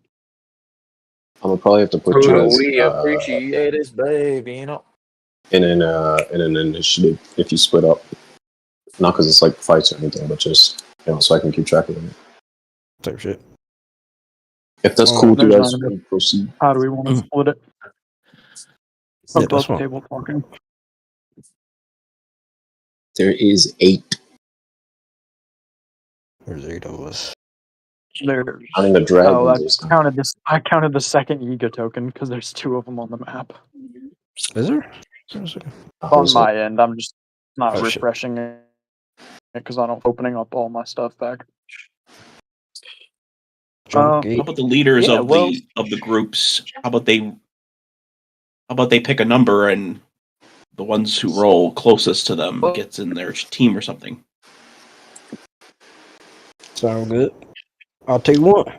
I think we should do a draft. Ain't no time for no draft, cowboy. We gotta I think establish that it a makes hierarchy. more sense to pair people up with something that they're missing. So if someone's an up close fighter, pair them with someone that can deal with people at range. Or if someone has no healing capabilities, pair them with someone else who has healing capabilities. True. Alright, we're gonna have to get someone with the brain to go with Borne. I guess that excludes Yiga. Yeah, and even if you had one, I wouldn't want you to go with me. I'm gonna slap his hat off his head. Why would you do that? It was childish. Because you're annoying. Now I got dust on my head. I can see it because I got 2 eyes. How many you got, Captain? I got 2 middle fingers. I'll flip them off. Bitch. Alright, yeah. So who here cannot, take a couple hits? This is my Finch will raise her hand. Who doesn't have any? Alright, Finch. I Everybody can't. else? I wanted to put my hand up and say I can't take hits. Yeah, that's why I'm asking. Who will Oh, raise her hand? She will say, Joko. I also can't take hits. Yeah, this is just Kent my will raise his hand. They can't hit. Alright, well. I can't take hits either. You could take a hit. Grown I ass Yeah, man. I can. I bet you can take a hit from the back. Hey, yeah. You can look at alright, Wait, did he not? Did he meet Misery? Hold on. Joko. Was he talking to me? He wasn't talking to me, was he? I think he was. Joko, you met Misery? No, he can't have been talking to me. I have been sad, but my life is plenty fine. I'm not miserable, no. Could have fooled me with that Neither face is drink. Kent. Alright, P stands for poetry. Let's get this thing moving. Alright. So we're That's doing that. not what it stands for, but, can't expect a cowboy to know too much about history. Type shit. What? It's true. Alright, yeah. Are we doing the roll, John? Cause I'm down. I don't think we should do the rolling, because then that just pairs people up based on what number they get. I think we should actually decide who's going with who, so that way we know every group's going to be safe. Yeah, above 2. That's why I was asking who couldn't take a hit. That would be asking can't heal themselves. Yeah. I'm guessing everybody else can. Joko can heal himself. Dark can Murdoch do it? Oh, he's muted. But I would say I think it's the 4 that are in the middle are the ones that can't really take hits. But they're also the ones that are ranged. sure. The 4 in the middle? Which ones are those? Finch, 2-0, Kent, Onya. Oh, I see. The dong shape. Yeah. I just didn't want to say that on camera. shape is crazy. Didn't even realize that. Well, Kev earlier did say that the goblin made something phallic shaped, so. Goblin needs nuts. 8 of us. Group of 3. Are you fucking slow, man? Oh, It's man. 4 groups of 2, bro. Let's get it moving, bro. Listen. You said a group of 3. Bro, it's your fucking crew. Just tell people where to go. I'm thinking. Okay, I think you should do Finch with Borne, Tua with Murdoch, Kent with Joko or you, and Onya with Joko or you. I think Onya and Yiga and Kent and Joko, because Onya has access to spells, so does Joko. You want Kent to die today? I'm fine with him dying today. I'm fine with him dying any day. Yeah, I feel like everybody's pretty Like above this board. nigga. I'm still waiting for that leg to go off. Above board and on board, yes. Alright. But that does clear up having people with other people that'll cover their weaknesses. Alright, so Definitely gonna murder Kent. You said Finch and who? Oh my Finch and Borne. Finch and Borne. Finch, Borne, Onya, you, 2-0, Murdoch, Kent, Joko. That's good. You on it? Had a little beat going there. Alright. Boom, boom, boom. Okay, who's Murdoch linking up with? You'll link up with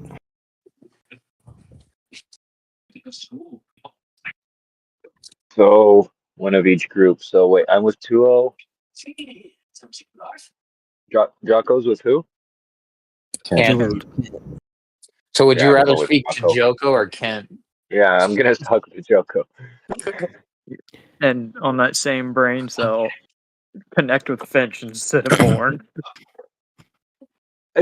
Nothing against Borne, but Finch is more of a like, I got things He's under very control type much of person. more information gathering coded, which is someone that you would rather have in your ear rather than, oh, there's a big stone statue coming down. Yeah. Finch, Joko, and the other group is Yiga and who? Onya. Yeah, Yiga and Onya. Let's go with Onya. Yiga needs to focus on fighting. Alright, I'll have the 4 of you guys roll initiative. Baby, no money, not money. God damn, I got baby, no money stuck in my head now. I think that's the first time anyone has ever said that sentence. He makes fun music. It's You're me. too depressed I'm to enjoy it. the It's your Gen fault. Z Eminem. That's Who? me. It's funny to hear that That's shit. right. That's right. Oh. That's like that song is just catchy. Like most of his songs, like they aren't like they're good. They're just not great, but they're catchy for no reason. Dude, he doesn't make intelligent music. He makes fun music, and that's all I'm asking of him. Exactly right. You kept saying boom, and bro, that song rolling through my head. That's left, right, go. Which one's Finn? What? Is Finch or is Finch someone else? I rolled Finch as Finch, yes. Big Finch. Alright. Yiga, Or sorry, Onya, can I get an initiative? Initiative? Okay.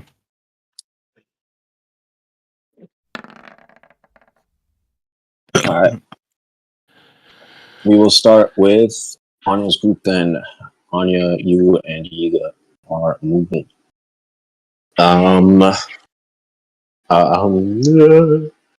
won't put up initiative, but kind of like map out your moves to initiative order because timelines are going to be diverging from this point onwards. Aye, aye.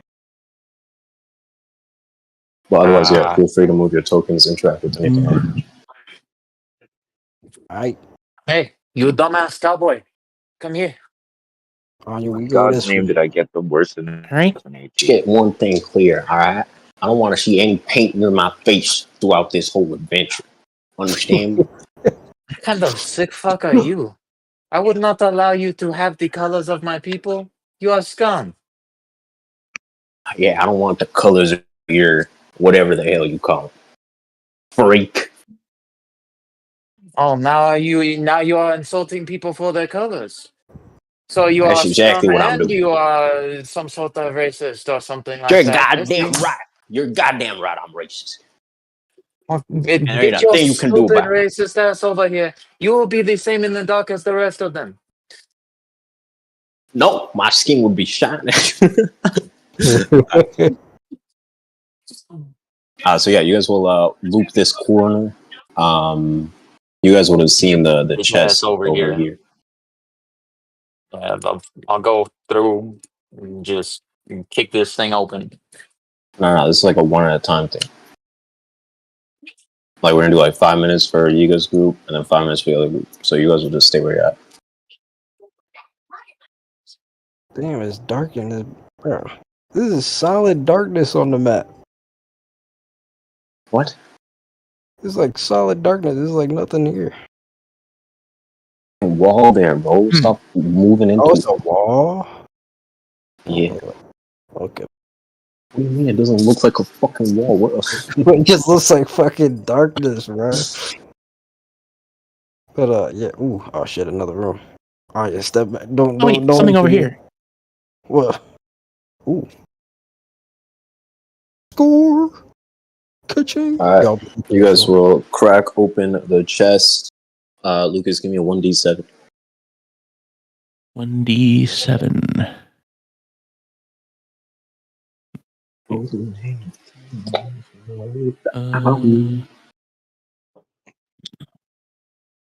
Is it /R 1d7?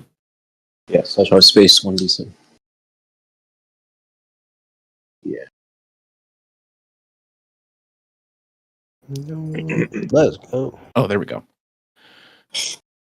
All right, with a 7, let's see.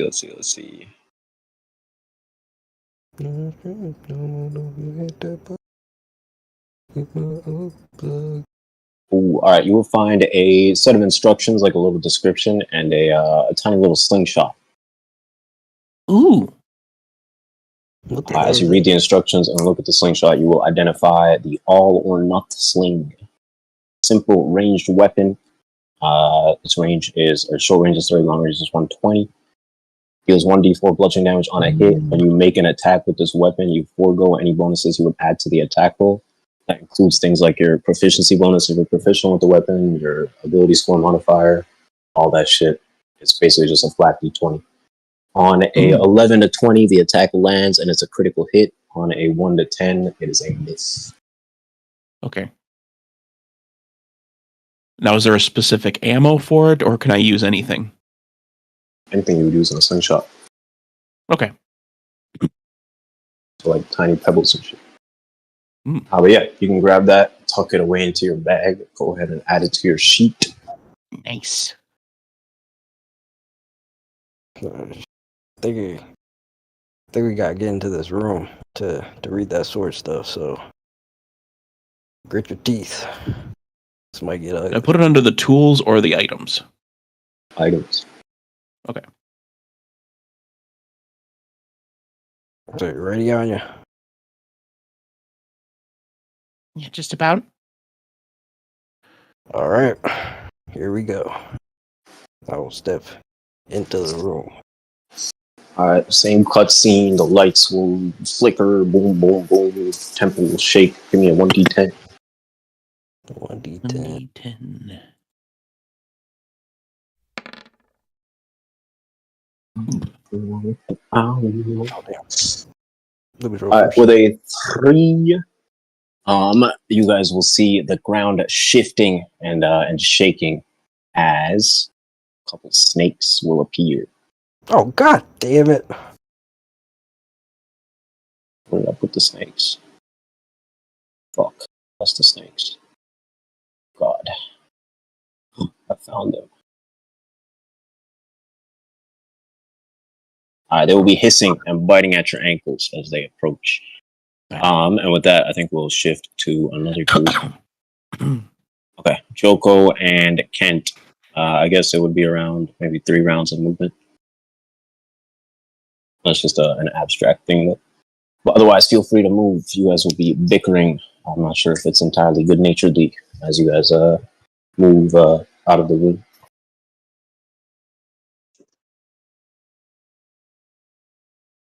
Is Mesa? Maze, be there, you muted. Oh shit. Yeah, I guess we'll go. Actually, if he blacked out, Joko's got shit to do. So I'll spend one of my rounds just dropping good berries off because I couldn't do it in the last 14 hours. So that's what I'll do. Are you shitting those things out? What the fuck is that? Yeah, shut the fuck up, Ken. Goddamn freak. Yeah, whatever. Say what you want when we get around this corner, all right? Say All whatever right, I damn well we'll please. get this. Yeah, keep on yapping with the life you got left. Hold on a second. What is that supposed to mean? Yeah, fucking dumbass like you wouldn't understand what it means, would you?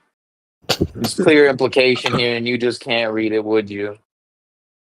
What the fuck are you talking about, man? I mean, you're so stupid that you're gonna land on a like explosive or a rock, or you'll just put your foot down your throat and choke on it. You know? People like you don't I live don't. long. My family actually is an average lifespan of like 80. We do pretty good. You only live to 80? Pathetic. I realize it was a competition. Of course it's a competition. Death is the ultimate loser. That's why you're gonna be the ultimate loser. You know, where I'm from, they say that death is what completes a person. It completes your legacy. Yeah, they would if they kept on dying off before they did anything worthwhile. That's all they got is dying in greatness, they say. Dying ain't great. It's just a way for poor, pitiful souls who ain't done nothing, ain't got nothing, ain't got no bitches to convince themselves that they have some sort of meaning. No, it just means you ended with nothing else worthwhile. Everybody's gotta die one day, you goddamn freak. Best to accept it. Yeah, but at least I can do something worthwhile before I go. Unlike you. I literally, this is all hallway, right? Hallway, Uh-huh. hallway. Is this enough? Is this like too much movement? All I'm seeing is hallway. Shit. Just moving my thing, talking Might shit cut to out. Ken. I Oh say you're wait, good. what? You're good. All right. Wait. Okay, I'm going to stop right here. Yeah. No, actually, I'll just keep going. I think I might see Yiga in the distance or some shit. All right. Let's make sure we're in a back corner. I'll kick open this chest. Alright. Same as the other ones. Give me a 1d6. 1d6. Flash R1. 14-6. 5. All right, you will find a poem. It seems to be depicted to the Forgotten One, the Serpent Lord Orne, the same one that has supposedly crafted all these swords. I'll just put it in the chat. Orne was the firstborn of his brothers and sisters. He leapt into the world itching for a fight. This was not so easy, however. Trees were weak adversaries, snapping far too easily. Icebergs melted away at his touch, running away into the sea. Frustrated, he punched a mountain. The mountain did not yield. Orne was pleased by this, so he challenged the land itself to a good-natured brawl. As Orne wrestled with the land, he dented and bruised it, shaping all of the great serpent that we know today. He headbutted mountains from the rock and pounded down deep valleys into its folds. When he was tired, Orne thanked the land for the glorious match. The land responded by opening a fiery pit, showing him its very heart, the mother flame. The land had deemed Orne worthy and bestowed its secrets to him, gifting him the strength of primordial flame, for fire is the true agent of change. He looked at the landscape that was the result of his fight and nodded. It would do. After this, Orne set himself to building tools and weapons. Just on a faded scrap of parchment. It sounds like this is the dumbass that put too much water in the world in the first place. I bet you if people start fucking with this stuff again, or people get a hold of this, it wouldn't be good. Yeah, Joko's gonna try and remember as much as he can, and then burn it. All right.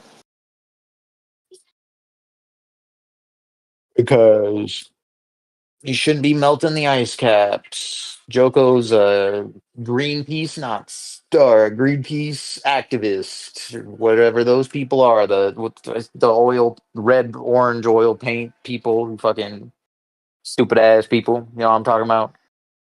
Yeah. There we go. Yeah, I guess he's one of those people, environmentalists. Yeah, this Orne guy sounds like a piece of shit. Cool. So I'll step into the room. All right. The same cutscene will pass. Give me a 1d10. 1d10.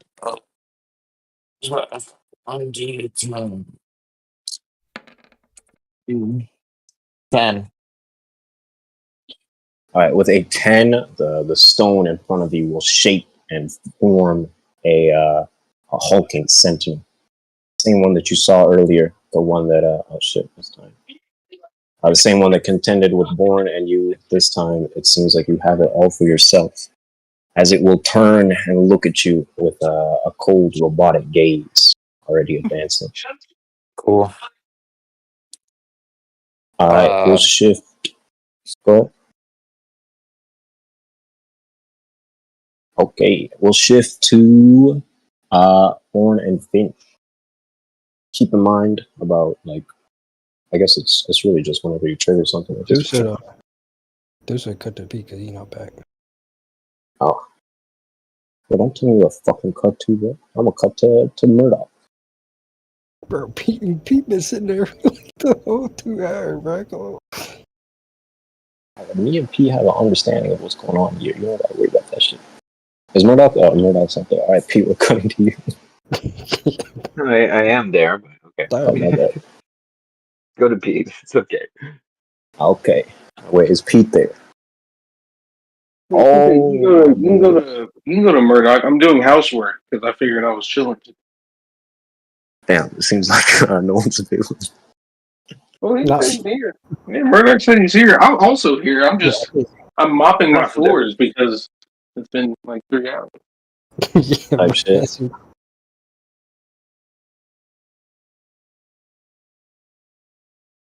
All right, Dar, you get to play or no? Yep. All right, bet. You and Tuo are moving around. Tuo is as with most things, she has a childlike sense of enthusiasm that she's kind of actively keeping down in order to seem more, refined and mature. But around you, she would probably let her guard down a little bit, so she'll be looking around with wonderment, like poking the walls, scratching the rooms, all that type of stuff. So, what way do we go, kiddo? I mean, the others went into the temple, maybe go across, check out the rooms over there. Yeah, there's that. There's to the right over here, too.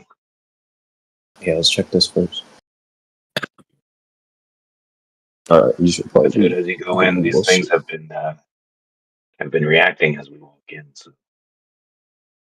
As you guys turn the corner, you would go ahead. Can I take like one of the bigger rocks that's on the ground and just throw it inside the room to see if it activates anything? Yeah, you toss a stone into the room that you guys were in before. After the lights died down, like the mural lit up, and since then, nothing about the state of the room has changed. You would assume that once you clear that initial challenge, it seems like the room is open for business. Okay. And we'll just go in. Yeah, as you guys step out into the hallway, you would probably see this chest over here. You want to check it out. What are we at? Yeah, if you were to crack it open, give me a... What the fuck? How did I subtract it? Give me a 1d5. 1d5. That's not a thing. Just /r space 1d5. Yeah.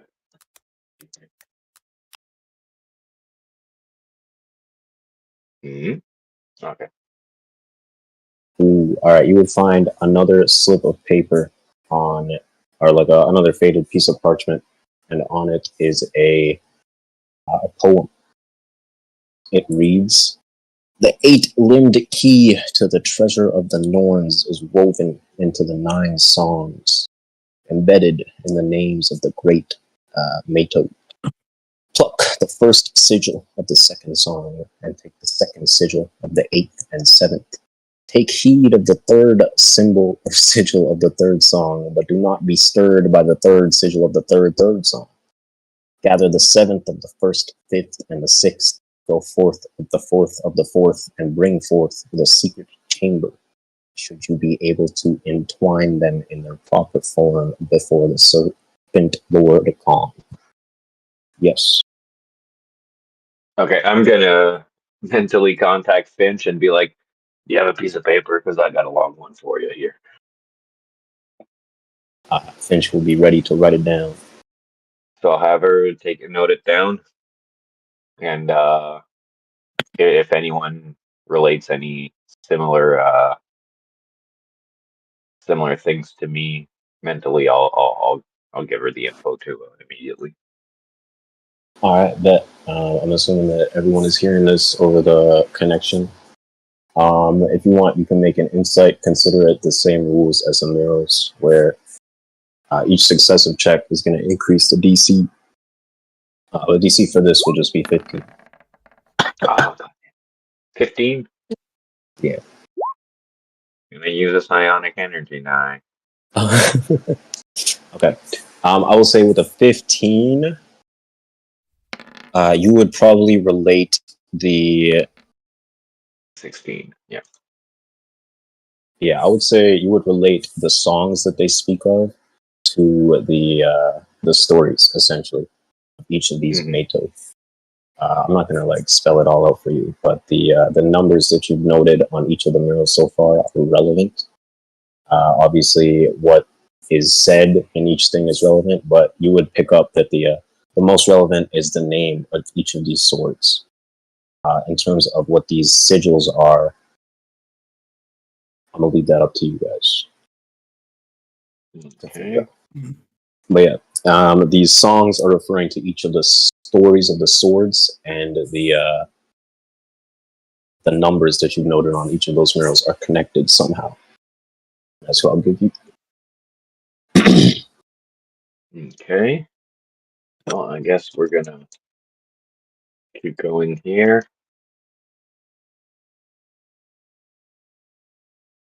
Above table right is the way that Borne and what's his name, Yiga and Onya went. So if you want to meet up with them and have that fight with them, They're already there? Okay, yeah, no, I didn't see that's that. cool. Otherwise, you can go in a different direction. Yeah, I'll go. Wait. So Joko and Sky went. Joko and Kent went up. Yeah, up and to the right, and then Yiga and Onya went straight to the right.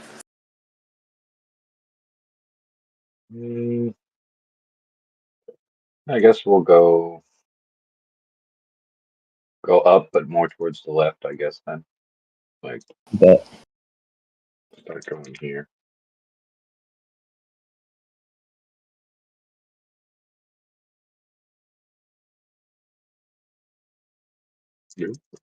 Going around here or whatever.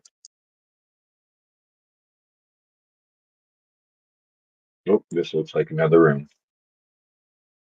Alright, you guys are stepping into the room on the right? Yeah, same thing. I'll kind of grab another rock after the wall again and throw it in there.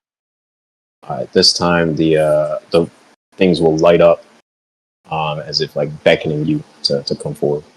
You will definitely be able to put together that the challenge in this room has not been cleared yet, whatever it is. All right, kiddo, get ready. It's like a rock is not Tool enough will to pull crack these her traps. knuckles. Give me a 1d10 as you enter.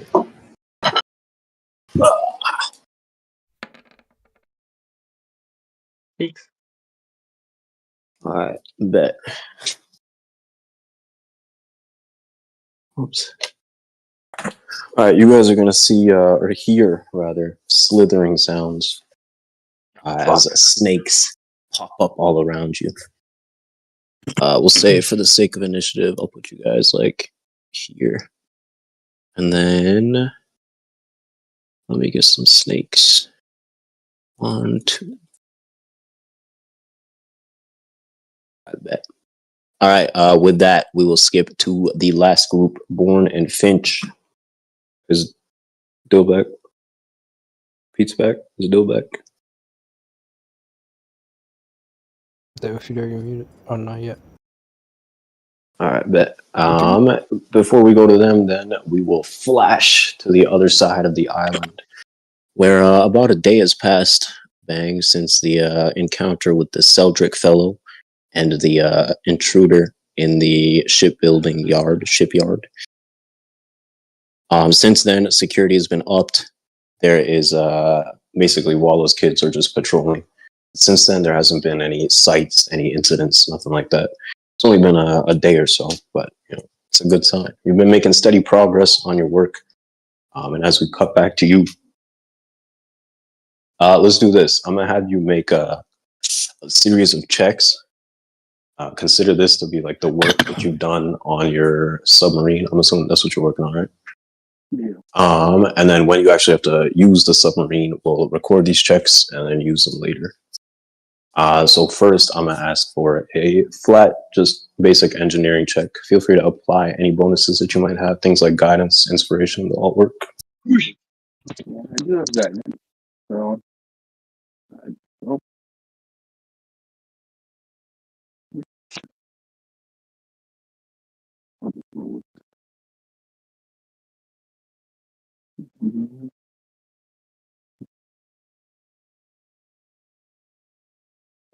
Alright.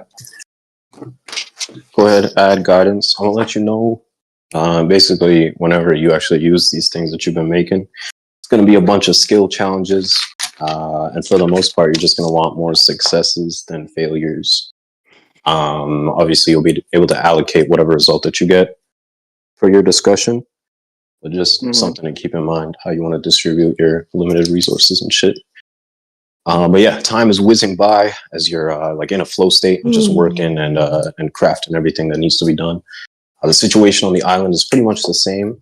The giant villagers are doing their best to gather lumber, and I would say progress is about the same as before. They're still behind schedule a little bit, and obviously with the impending sudden eruption that No one has really stopped. There hasn't been a lot that's changed. I would say Murdoch Senior would probably come to find you at some point while you're working.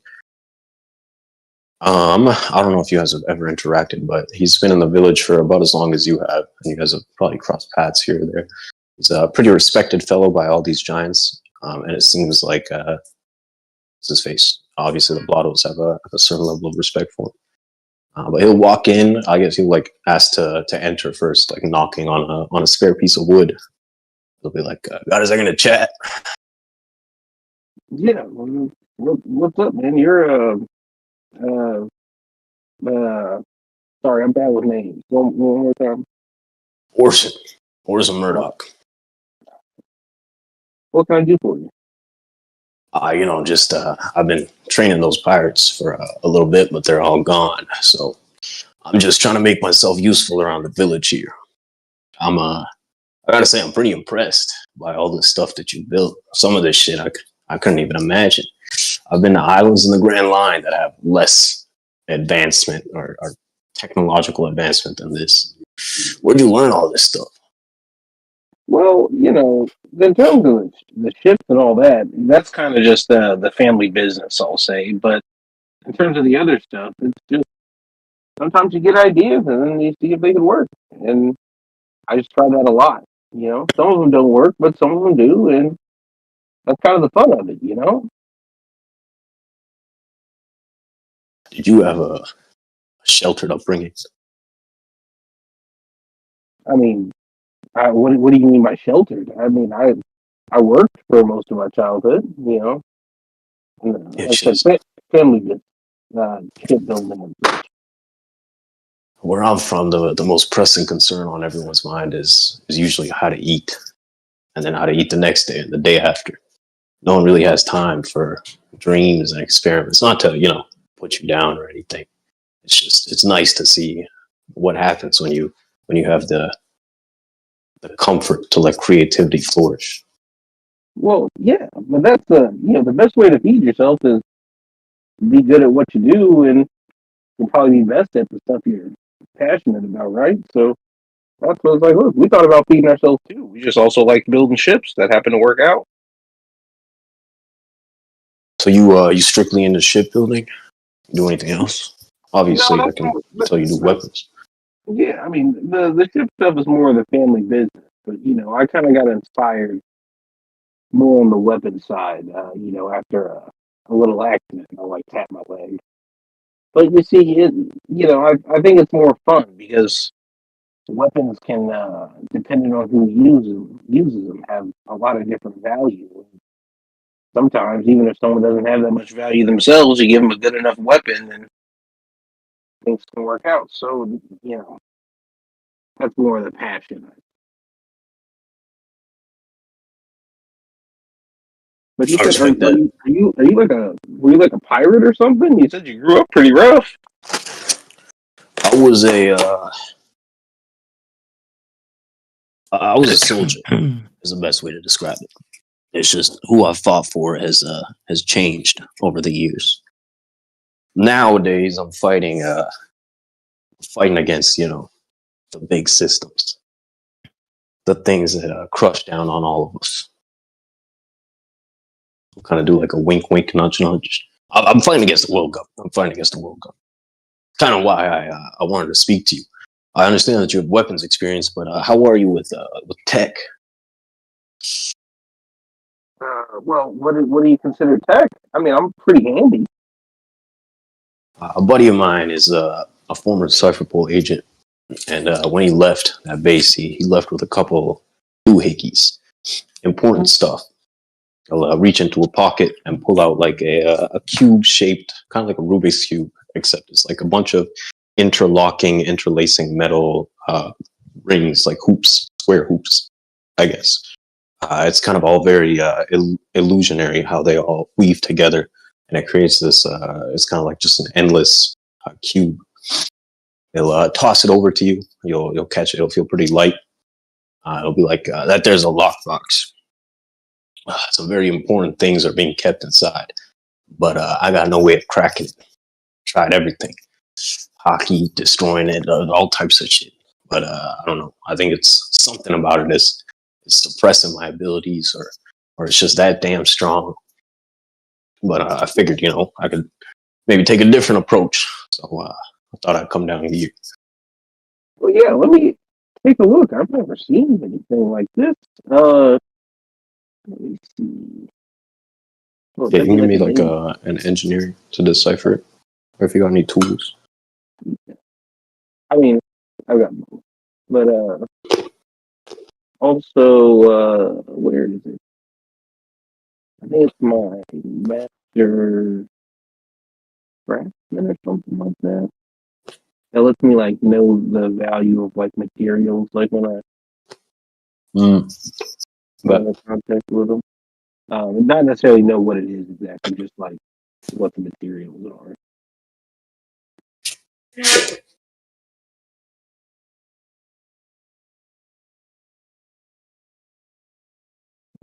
Oh, guys. is the 18? Let me know when you're good. Yeah, so it's 22. All right, bet. Do you have the master craftsmanship or no? It is.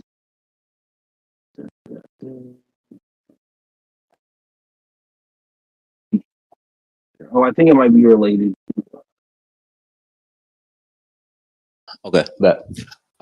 Yeah, with a 22, you gotta turn this thing apart, look at it, try and break it down, decipher it. Let me see. Let me think. Oh, yeah, it's this. That's what it is. So if it's like metal, wood, anything like that. Quality venue raw metals. Okay, bet. Okay, in terms of that, this seems to be very high quality.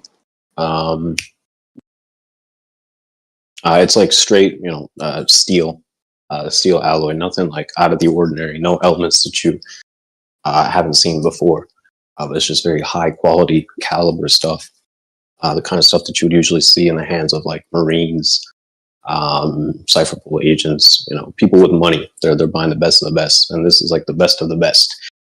But as you're turning it apart in your hands, trying to figure out what it could be, what it could do, you'll notice that the technology used to seal this thing, it's almost like a reactive thing. Like when you pull one end, another end will like shrink and tighten. If you turn it around, try to pry it apart, it'll be like adaptively fighting against you to retain the shape that it has, almost as if it's alive, or if it has like a level of intelligence. You would recognize the same type of technology that you use in your enhancements. Things that fundamentally alter the properties of weapons and items in ways that no one would really be able to expect, but that you've gotten down to a science. This seems to be like a very complex applied form of a schematic of some kind, some type of locking mechanism, a reactive locking mechanism. By your reckoning, this thing is damn near impenetrable. You would probably need to analyze it for a good bit of time before you can figure out what's inside or what it entails. Well, yeah, I would just tell him. It's like, well, I mean, on first glance, I can see some stuff about it, but opening it is gonna take some time. I mean, if you don't mind me asking, where'd you get this? There's a place called P1. It's a cipher pool base. One of two in Paradise. They keep most of their items there. Important stuff. I had broken in there with my buddy Offers to get a list of people that were important to us. On the way out, we tangled with some cipher pool agents, and I ended up walking away with this thing. As far as I understand, it's a relic from Mary Jouaf. That place on top of the red line where all the big shots are. I've heard one or two things. About I've never been there myself, but I've heard that it's got things that the world government is hiding from the rest of the world. So whatever it is, I figured it's important. Yeah, I always thought that was just something they told kids about anti-inflation to go on. But yeah, give me a little bit of time. I think I can get this open. It's just gonna take a little bit of work. All right. Does Bang have any like does he have like a tattoo or like a symbol on his clothing or something that has a connection to the Galley Lock Company or where Water 7 where he's from? Would he have anything like that or no? Well, he'll have an emblem from the company he worked for, which was a Bang Bang Ships, which is it's just going to be like a sigil that's got a ship in the middle and two hammers trying to make an impact on the side. All right, bet. That's fine. So as you kind of turn and unknowingly flash the symbol, Orson's mind or his eyes will widen, and I'll be like, right there on your arm, that symbol. This morning, I was looking at the thing, trying to figure out what it did, and just for a brief moment, it glowed. It glowed blue, a little bit of an end of it, and it had that same symbol, the same one on your clothes. What is that? Wait, you mean this one? This symbol? Yeah, that one. I mean, there's no way. I know, but I mean, that's for the. I said I came from a family business, but I mean that's where it's from. But we build ships. He'll kind of raise an eyebrow, and there'll be like a little bit of bass in his voice. As he'll be like, sorry, I shouldn't have giggled like that. I lost order. He'll be like, where exactly did you say that family came from? How far back does it go? I mean, look, I'm not a historian. I mean, I grew up on Water 7. That's about all I can tell you. You might have some blood from up there in your family line somewhere. Nah, we're about as blue collar as they come, man. Like I said, we built. Like I said, my pops, my granddad, my brother, all of them, we build ships all day. Uncle, same thing. Cousins, all that. Well, listen, I got into the weapons myself. I've never seen anything like that on that cube before. All the time I've had it, it's just been a clump of steel. But lo and behold, this morning, it's got your family sigil on it, man. I'm not pointing any fingers, but maybe hold on to it for a while. Let me know if you figure out what it does. Definitely give me some time to take a look. Huh. But also, I guess I can ask you. You seem pretty well traveled and versed in. You said you were teaching the other guys how to fight, right? Yeah. Like, look, man. I build a lot of weapons, but sometimes I forget to take care of myself. Had a more embarrassing moment. With a giant recently, I was trying to apprehend. But you got any recommendations? Like, what would be a good weapon you'd recommend for someone like me, a slight handicap? Got my leg in. It'll size you up with like a clinical gaze almost. Actually, I got no idea. Too quite the curveball. He'll say, judging by your build, I knew a guy in Wana. He only had one arm, got cut off in a fight.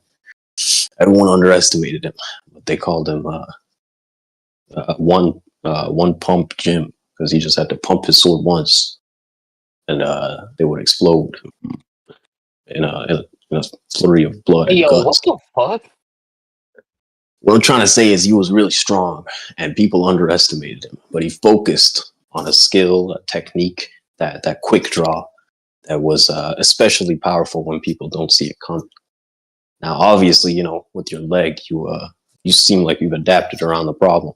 But the further you go, the more people are going to underestimate you for having a leg, or for only having one leg. So maybe something that revolves around that. I can see that you got a gun in there, but maybe some other tricks. It's all about what people see, or rather, what they don't see that you have to work around.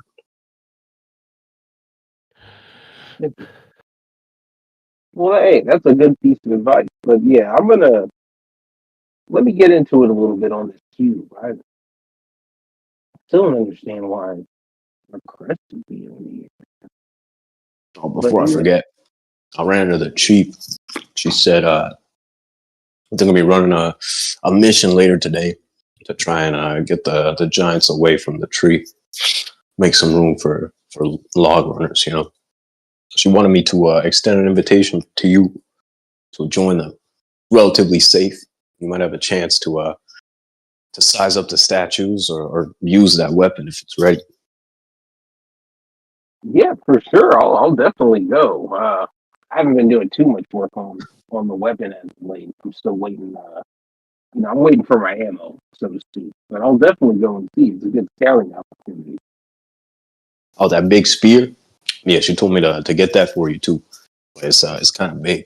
It's in the Great Hall. Okay. Well, let me. I'll go on the scouting mission. I'm gonna make sure my plan will work because I only got one of those spears. And yeah, when I get back, I'll look into this cube a little more and see what I can figure out, and we'll fix both of these problems, I guess. I'll give you a nod, and then in an uncharacteristic showing of emotion, he'll put a hand on your shoulder, and he'll be like, "Listen, I don't want to speak anything into existence, but I know what it's like to have your worldview shifted around suddenly as you realize who your real family is. Don't let it get to you, man. Don't let it get to you." Okay, I appreciate the advice. But like I said, my family builds ships, man. That's all I need to know. And I'll Right. kind of get ready to head out. All right. You will walk away. You will get busy with whatever you're doing. And the camera will zoom out back over to the other side of the island. Zooming down a step of white stairs and into an immaculate temple full of pirates and snakes. You still there? Yeah. All right. It is you and Finch.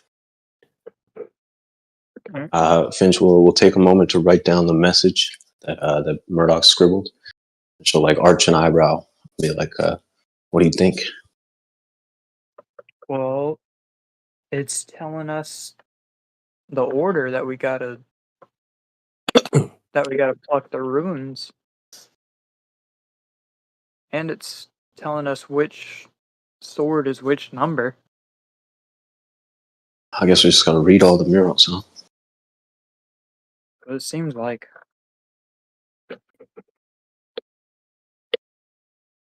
Well, which way did the other groups go? To the right, up and to the right, and then up. Oh, Sky was asking that on table. Yeah, she said that on tape. Well, we already cleared out this area.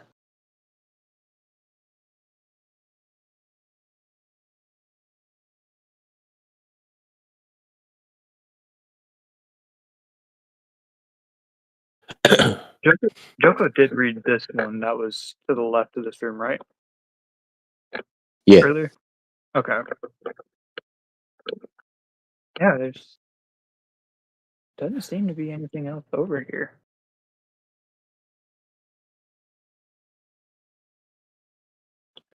You have a very patient quality to you, Borne, especially when you're exploring new places. So it's nice to see, especially when all the others are just gung-ho, you know? I can hear you. Oh, shit.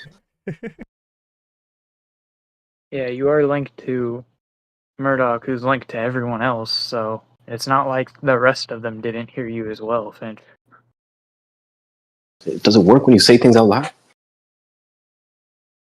You're thinking it, aren't you? She was speaking. Yeah. You think what you say, right? I guess, but I always assumed there was a separate channel, you know? They didn't all hear you, just me. What? So you can hear us every time, even if we think to ourselves? Not for the next 2 hours you're not.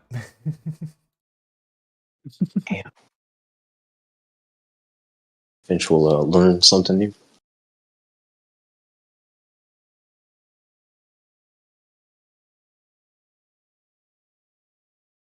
And this guy's just gonna kind of walk around in this main area to see if there's anything else that we might have missed.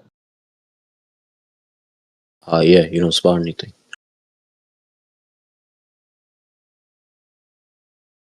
This guy kind of stops in front of the mirror and just like flexes a little bit. Does anything catch his eye in the mirror other than himself? Other than your bulging biceps and massive pecs, nah. My rippling muscles. Bro, I was doing that to see if there was anything in the mirror that didn't line up with how it looked whenever I looked in the rest of the room. Nah. It's a regular old mirror.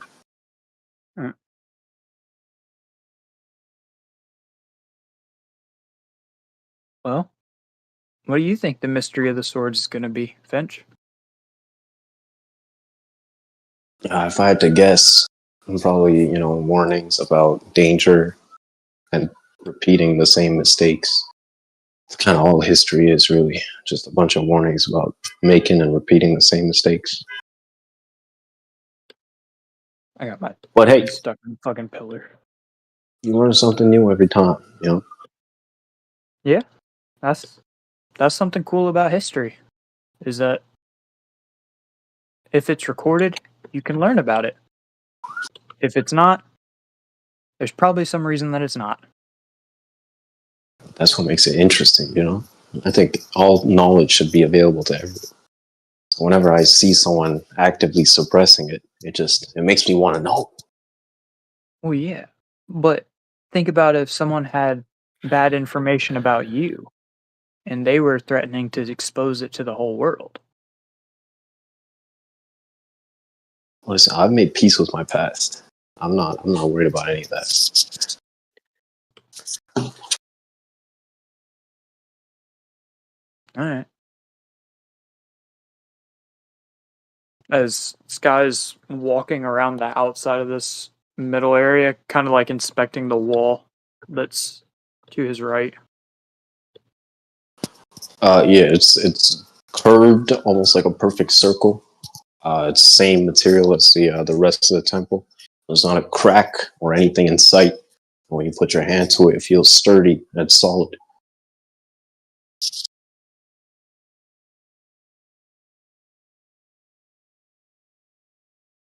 You think they made this place just for the history of the swords?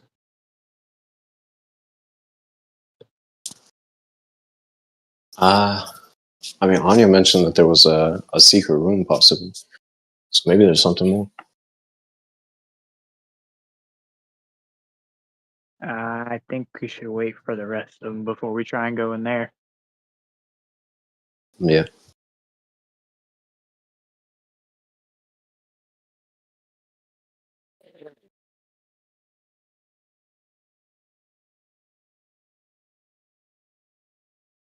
Also, I would assume that this has been 3 turns worth of movement. It's just until you trigger something.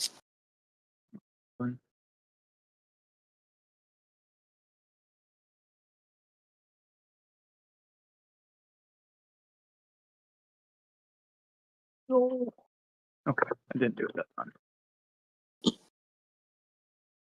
My token's too big, and using the arrow keys sometimes gets me stuck in the pillars. I don't have that problem, so I can't relate. But I'm sure it's difficult.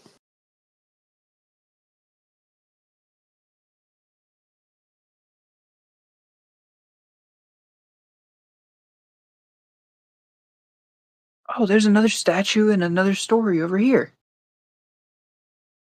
All right. As you guys step closer, the ground will be rumbling, very similarly to how it was before.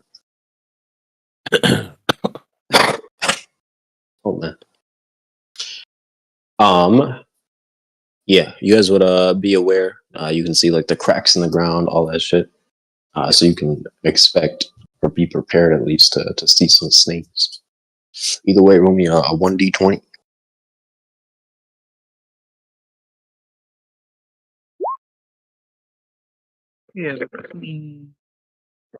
All right, hissing and rumbling, or yeah, I guess really just hissing and slinking, I guess, as they appear in the cracks of the ground.